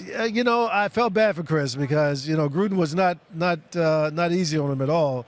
And that was a year that he had the spleen, and you know, and that was Panthers. Yes, that was an ugly situation, you know. So, you know, I think Chris was a guy that really wanted to do well, and I think in different time, different situation, maybe he would have, but I think things are just moving too fast at that particular point. It was hard for him to really catch on to what was going on. And he looked better back then. You could say it. It's okay. No big deal. Your time in Oakland was a rare case where two of the greatest receivers of all time, in my opinion, overlapped. Was there something you plucked from Jerry Rice? Because it's not often you can look over and say, oh, someone of equal talent next to me, and Jerry Rice and you just side by side together. Well, I appreciate you saying equal talent, but Jerry was the GOAT. He is the greatest of all time, and that's something that I don't think anybody at this particular point will ever dispute. You know, the great thing about our relationship that we realized after being on the practice field for 2 days together is that we were totally different football players. I was a guy, I used to call him the pretty guy, right? He wanted to be out there with his long towel, long socks, and I'm in there in the middle in the slot banging into the linebackers and the safeties the whole time. He's the pretty guy. I bang around. You're doing the dirty work. I'm doing all the dirty work, you know, and so you know, so there wasn't much that I tried to learn from him from that standpoint. You know, the way he ran routes was totally different than the way I ran routes. But the one thing I loved about him was, you know, when it came to working out and those kind of things, you were not going to beat him, you know. And even at 40 years old, he was going to be the first one down the field, the first one in the weight room, and that was something that I found to be very impressive. What's one example of the difference between the styles of route running you did? Well, you know, I was a guy who loved man-to-man coverage. I love a guy next to me so I can feel him when I separated from him. And Jerry liked the opposite. He liked for guys to be off of him. Now, he was great versus man-to-man coverage too, bump and run. But you know, Jerry could, at 40 years old, run a comeback on you that would make your head spin. Kill you, yeah. You know, so I think, you know, that's a lot easier to do when a guy is, you know, 5 yards off of you. So that's just the way we were. And, you know, we started to to reminisce, like, man, we could have done this for 20 years. We could, you know. And what about the changes in the rules? We were talking about this with Anquan Bolden recently. That, I mean, you played in a time when they mugged you. They mugged the you. way down the Yeah, field. should Now be rape charges for some of the things they did. And now they can't touch you more than 5 yards down the field. Yeah, it's really sad, man. You know, now even with that, would have been so bad. In the 10-year run I had with the Raiders from '93 to 2002, where I led the team in receptions and touches and looks and all that stuff. In those 10 years, I only got 5 pass interference calls. That's it. 10 years. Now, you know, I was a real bad boy, or there was something going on. And I'd say it was the opposite. It was the latter. It was, you know, the fact that I just never got calls because, you know, we were the Raiders at the time and people hated us. Wow. So I think from that standpoint, man, you know, to be able to run as freely as these guys run now, it's really, really remarkable. When I think about you, obviously you're talking about slot work and doing all the dirty work. I also think about speed, Tim. Yeah. When I think about speed now, I think about a team that's playing on Sunday. Right. That's a different kind of Chiefs. Yes. Patrick Mahomes launching passes to track athletes like Tyreek Hill, like Mecole Hardman. What do you think when you watch a team like that, where if a quarterback holds the ball for 3.5 seconds, if his offensive line gives him time, he's got these guys that it's impossible to cover for that long? It's really tough on defenses, man. You know, I don't know if there's ever been a team assembled with this kind of deep speed talent, you know, because Watkins is no slouch himself. Right. I mean, and Travis Kelce at the tight end yeah, position. and I was going to bring him up too. And, you know, Watkins was brought in this league to be a number 1 receiver. So if they have to, if you double the other 2 guys and you have to go with Watkins, okay, well, by then he's playing your fifth DB or something, you know. So I just find it impossible, man. You know, if these guys don't slip, if they don't drop a ball, I just don't know. And with the rules being the way they are, what are you going to do? There's really literally nothing you can do. Even besides those rules, you still played long, prosperous 16-year career. What is the number 1 piece of advice you usually give to younger wideouts when they reach out for guidance or for help? You know, to me, first of all, you have to love the game. You know, and if you love the game, man, you got to put the work in. You know, you have to. I can honestly say, you know, I had 16 years with the Raiders, 1 year with Tampa, that if I was scheduled to work out, I worked out. I mean, and I never missed a workout. Now, there were days I would be able, Monday mornings I would wake up with my calendar and be able to say, these 2 days I'm traveling or whatever, and I didn't work out. But if it was on my calendar to work out, I worked out. I found a way to work out every day. I tried to do it at the same time, 7:30, 8 o'clock every morning. And, you know, and it became such a part of who I was that working out by yourself, when you get with your teammates and now you're doing stuff, it's a lot easier because you feed off of them. Built the habit. With the energy. So I think for me, man, that's what I'm so proud of is it didn't take people, you know, prodding me to get it done. I was willing to go out there and put the work in, even when I could have very easily said, oh, yeah, I worked out today, but didn't do it. You know? What was your reaction when you saw John Gruden go back into coaching, going back in the I was shocked. You know, I always thought that he would go back into coaching, but I had no idea that Mark Davis had this love fest with him that you know infatuation. It was crazy. 10-year infatuation. Yeah, I mean, yeah, 100 mil, 100 million. In fact, yeah, I think John's more excited about the 100 million than 10 years. But you know, and I think, man, that I was shocked. You know, and I got the call from Gruden right after that, and you know, I think he is really trying his best, man, to right the wrong from years ago, and you know, even though it wasn't his fault. And I think he wants to see this team win a championship. I don't care what year that happens. I think he may retire if that happens. I think he is so into winning for the Raiders that, you know, if he was even to get it done before year 10, I think that would be good enough for him. Lots of links with Tom Brady, too, this offseason. I don't know if you've seen those. It's going to be interesting. One. Well, you know, at least Tom can do is come and help us after we helped him, you know, some 20 years ago. So that's the least he could do. So but get the zebras on your side as well. Right, exactly. We barely asked you about the game on Sunday. If you could you pick a piece of paper, read it out loud, answer the question for everyone else out there watching? All right, listening. The question is 54 rushing yards for Raheem Mostert, more or less. That's the 49ers back. Yeah, number 31. There you go.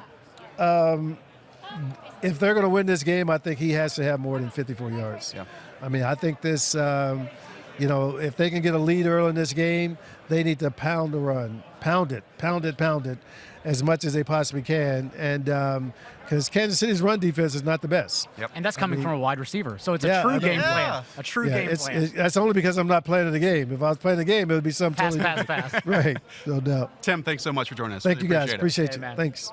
Joined now by 6-time Pro Bowler, first-team All-Pro, and 2-time Super Bowl champion. His name is Neil Smith. How you doing, man? I'm doing wonderful. Thank you guys for having me. Well, thanks for being here. I know you're here on behalf of the Low T Center. Tell us what you're doing with them.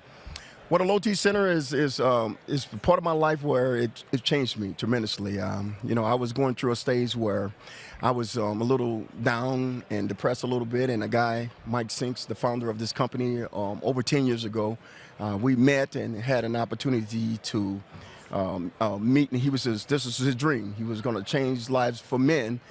At the age of 40, he was going to open up these male clinics that was going to help men. And I was like, okay, well, help me. And once I became a member of the Loyalty Center, it changed my life. I mean, tremendously. I found myself, you know, a little depressed. I found myself, you know, gaining weight once you finish playing, and you know, had a lot of fatigue in me. All these symptoms goes to problems that men start losing when they have, you know, male problems, and they start losing testosterone. So to me, it came at the right time. Wow. And that's why I'm preaching to the world and a lot of men, especially men that's over the age of 40, to go to any 47 locations that we have, or go to our website, you know, thelowtcenter.com, and look into these clinics and see what we can provide for you. And I'm just saying it. I'm not saying it because I work for them. I'm saying it because it's a part of me now. You could even tell, like, some players come up here, you know, everyone has their stuff to promote or whatnot, but it seems like this is not even a promotion really for you. Like, you're preaching it. No, I actually preaching it because, you know, it's different when you're selling something. Mm-hmm. But I've been always one guy that I've always been in touch with my body, but never lost it. But then when I was losing it, you know, Mike Sis was sending it to my life for a reason and a purpose, right at the right time. And once he did that, you know, he brought that back enlightenment to me. I sleep better, you know, I eat better. Great. I feel better. I can't rush the passer no more, though. I had a few things that was broken. I had a few things that was broken, but I have gotten them fixed. But I ain't that rush guy no more. Let's talk about your career in rushing the passer. You had consecutive sack seasons. I'm going to read them off. 14.5 sacks, 15 sacks, 11.5 sacks, 12 sack seasons. I mean, that was when people weren't even throwing the football that often. No. What was the secret? Well, the secret was, you know, when they did pass it, get there, you know, and I would love to play in this era of football where they're throwing the ball on every down. Are you kidding me? This would be right up my boat, and there's a lot of guys that's taking advantage of it. You know, the league has changed now. It's not the running, the quarterback sitting in the pocket now. It's the quarterback that's now getting outside the pocket, making things, throwing balls from different angles, throwing it backwards, no-look passes and all this stuff. And it's excitement for it. And, you know, that's what you see in that Patrick Mahomes type of kid in Kansas City. So I think that, you know, the numbers speak for itself. I played in an era where in the 90s, we changed football. The 7-step drop, we changed that. Me and Derek Thomas, and as far as, you know, guys dropping back at 7, we made it from 7 to 5 and to 3, and we stayed in the top 5 in everything is football. So in defense. So I was really, I mean, it speaks for itself. Yeah. You had a prolific career with the Chiefs. Obviously, I'm sure you're super proud that they're here on Sunday. Yeah, absolutely. But as soon as you flipped over to the Denver Broncos, you won 2 Super Bowls. Was that the expectation for that move?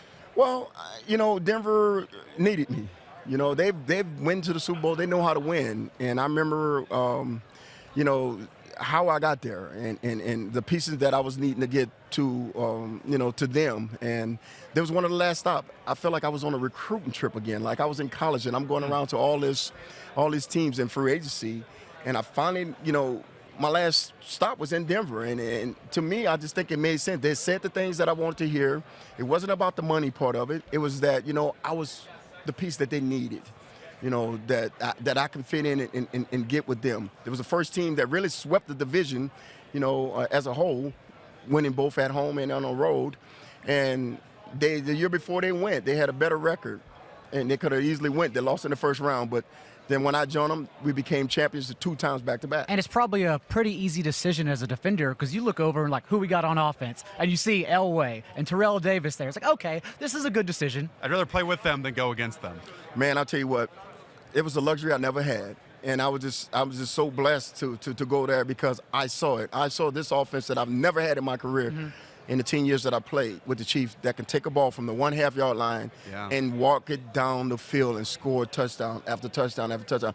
And then I can do what I can do best at the end of the game when we're up by 14 or we're up by 21 or we're up by 17, rush the passer.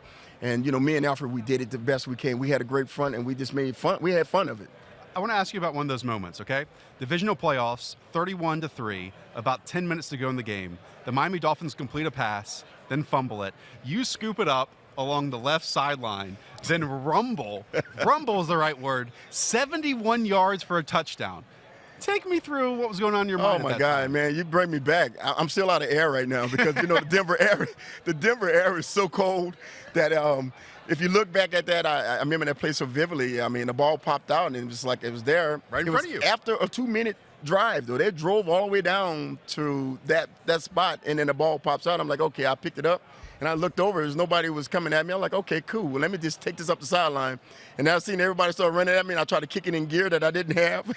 After the 2 minutes, my legs started to wobble. And by the time I got there, it was the funniest thing. Chris Berman did a rumbling bumbling deal, and he said he did the whole sport by the time I got there, and he said I was still running, and I was still tied at the same time. Do you know how many seconds it took you to run those 71 yards? I have it here. You want to guess? I would rather you tell me what's the 40 yards I ran at the combine, and that would stick better than that. I don't even want to know, but tell me about it. 11.7 seconds. That's awful. Hey, still 6 points. It's still 6 though. I scored. Hey, a lot of people that can't score, but I scored. You did. We didn't ask you about the game on Sunday, so in order to do that, can you please pick a piece of paper out of here, read it off for us if you could for all the listeners I don't have out my there. glasses on. You can do it for me. You want me to do it for you? Yeah, here we I'll go. do it I got for you. one. Here you go. We just did that one. All right. Let's do one more. Here we go. How many touchdowns will Jimmy Garoppolo account for? I think throwing it or just okay. Or running it in. I think total? 3. 3 total touchdowns. You think that's enough to beat the Chiefs? No. No. Interesting. I don't. But I think he will score 3 times. So I'm thinking they can score over 21 points, but they still will lose by a deficit of 10. There we go. Neil Smith. Thanks so much for being here, man. You got it. Thank you guys for having me. Yep. Joined now, by some super special Very guests. excited.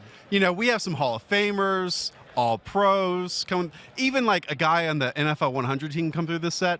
I might be most excited for this one. This is Chris Wessling.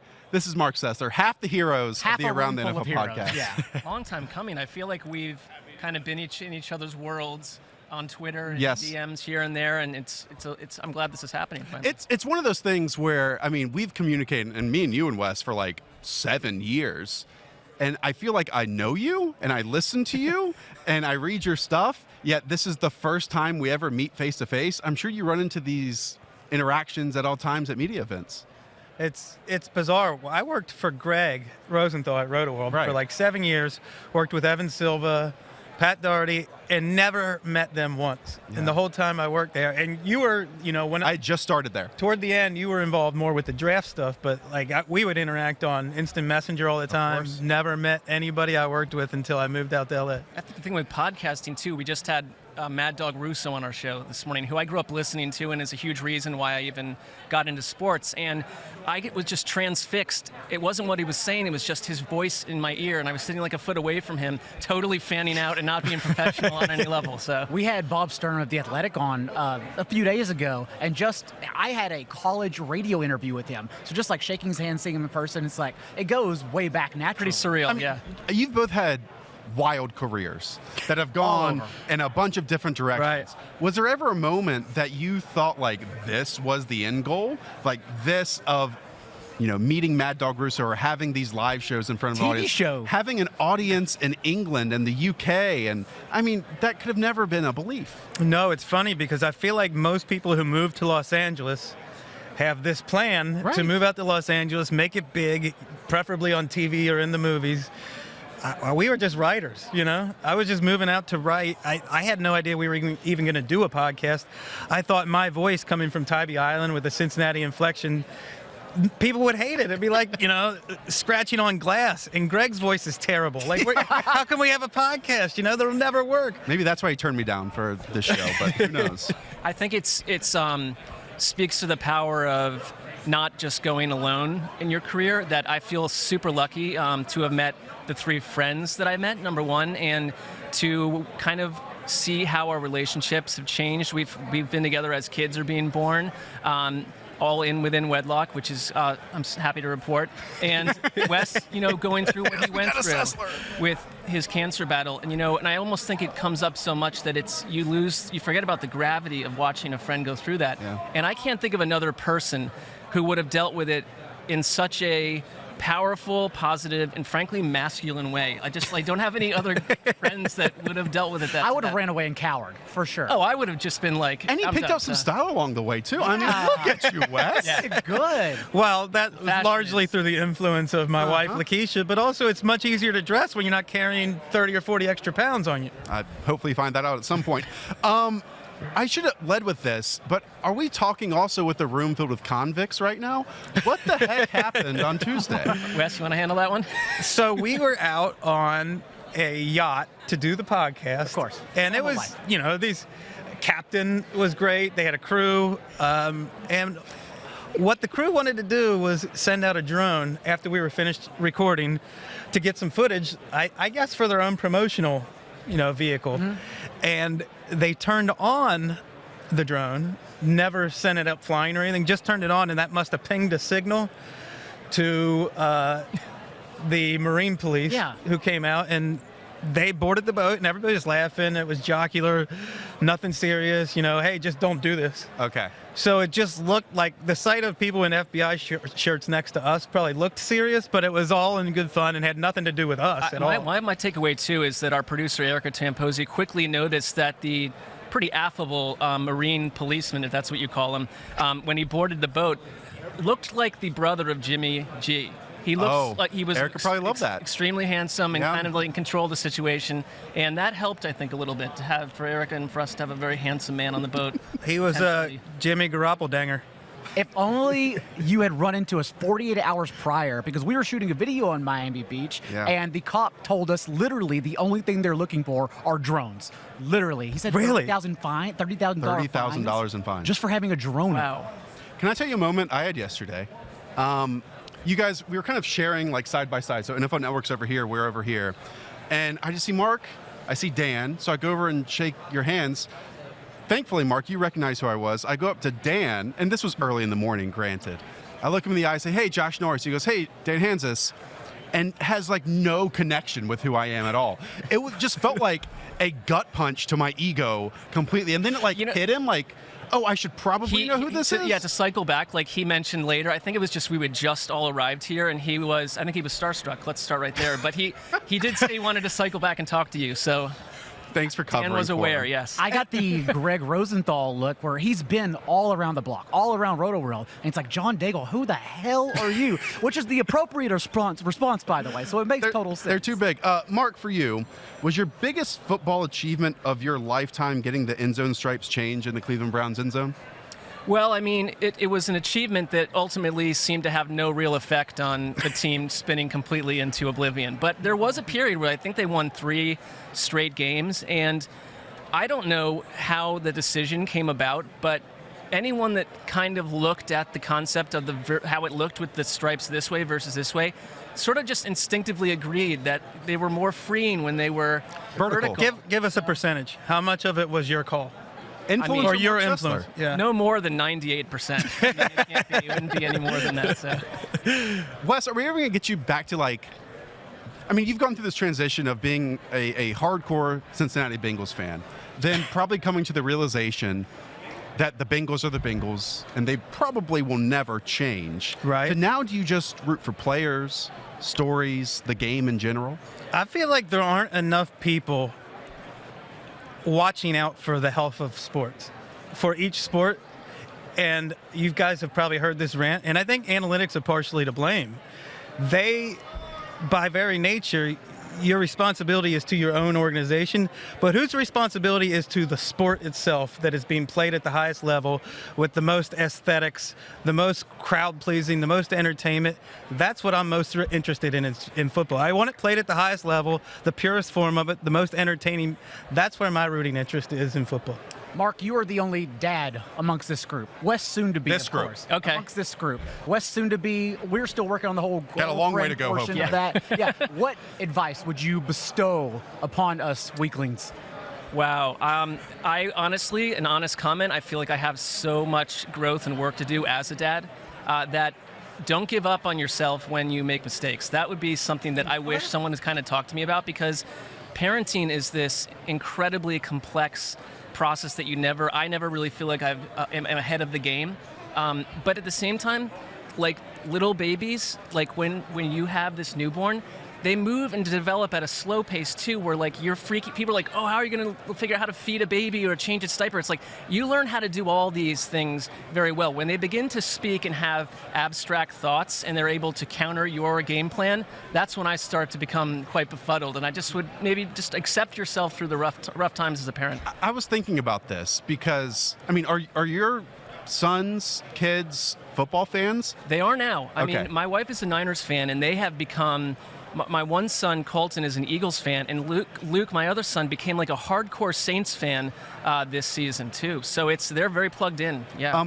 Do they just think every dad watches every game every week and talks about football? I honestly think that they kind of do, and they like anything that they see from Wes, Stan, or Greg makes them laugh and stuff. But they'll just watch us on like little YouTube videos, and I don't think they understand that like I spent the vast majority of my life working in like Death Star-shaped corporate offices with no sports or anything interesting attached to it. So I'm going to read, this is one thing to close, one of Mark's tweets. Wes, I want you to translate it for us. How about that? This was just last week, January 22nd at 7:54 p.m. I will vanish into the forest and be unknown to the government. Wes, what did Mark mean by that? Oh, my God. This is, I can translate this. I know this because it's every single person on Tybee Island. You just want to get away from society, move away. The government can't track you. Get off the grid. Get out of my life. When Mark texts that, it basically means leave me alone. Let me make my own mistakes. Let me make my own judgments over here, and don't pay any attention to me. Just leave me be. having been to Tybee Island for the amazing wedding of Wes and Lakeisha last year for the first time, I kind of didn't want to leave, so you're on target.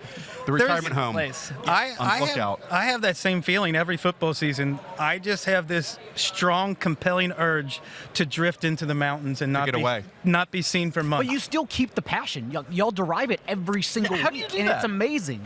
It's maddening. Yeah, it's. Is it the Just friendship? being insane is maybe the I think answer. it is. I think even when we don't spend like a lot of time together outside of the office and stuff, there is something about like when Dan intros that show and he says, "Hey Dan, like your just brain. We've done it almost 1,000 episodes. I think my brain just clicks in and I do the best I can. There are episodes that I feel like I'm taking them off a little bit inside mentally, but well, it's funny. Try not to advertise that. The prep definitely feels like work. Watching the games, taking notes, like distilling your thoughts. Interview notes. It's a career of homework. There's But always once- another game to watch. But once the podcast starts, it's just four friends sitting on bar stools chatting. Like it doesn't feel like work for that hour. To your point of all you want to do during the season, growing up, like my parents would want to go to the beach or the mountains every weekend. And all I want to do, like in 5th grade or 6th grade, is just hang out with my friends on the weekends. Yeah. And now I would give anything to have like a vacation home just to like get away for a 2 lake days house or and then something. reset every single week and then come back to it. I feel you. So you'll have that with your kids, I'm sure. Okay, we haven't talked at all about the game on Sunday with 4 people who do and write about football for a living. Will you both pick out a piece of paper from that scary pirate bucket? By using this scoop? No, you can just pick it out with your hands, Wes. Melvin Gordon tried to take 3 quite a set questions, but we piece. didn't let him. And read out loud if you could and answer it. Who has more receiving yards, Kittle or Kelsey?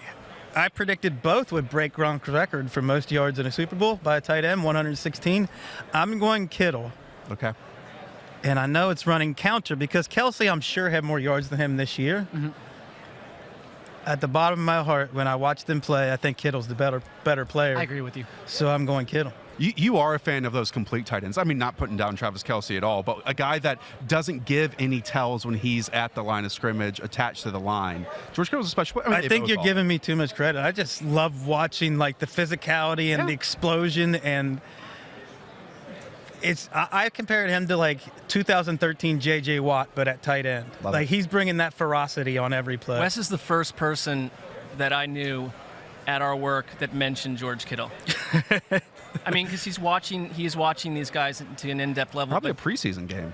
Well, you see a right fifth-round tight end moving like that, Yeah. and you say, "What? How did this guy fall to the fifth round?" And he was the one that wasn't getting targets and receptions at Right. Iowa with Hawkinson and Noah Fant and all those guys. Yeah. Go ahead, Mark. All right, mine is 50.5 combined points, over or under. I would have to go. I think would be quite shocking if it were under.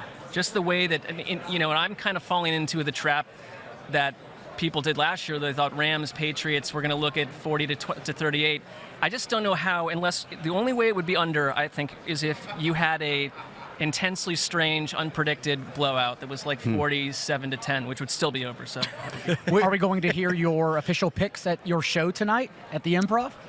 we've issued our picks on a podcast that people will not be hearing, I think, before the show comes out. So we could double down on that. I think we'll probably, that would be protocol, right? You got to give your Super Bowl something like pick. that, yeah. There you go. To your point about Rams Patriots last year, we talked about this with Robert Mays, that you knew how good the Rams offense was, but the Rams offense did the same thing each and every week, right? They ran the same personnel. They ran a lot of the same plays. Meanwhile, Andy Reid and Kyle Shanahan aren't going to do that at all. They've had 2 weeks to create and manifest and manufacture just things on napkins and between meals. And I think we could see some special stuff on Sunday. I think it's the most interesting matchup for me in a long time because there isn't a clear villain. I kind of like both teams a lot.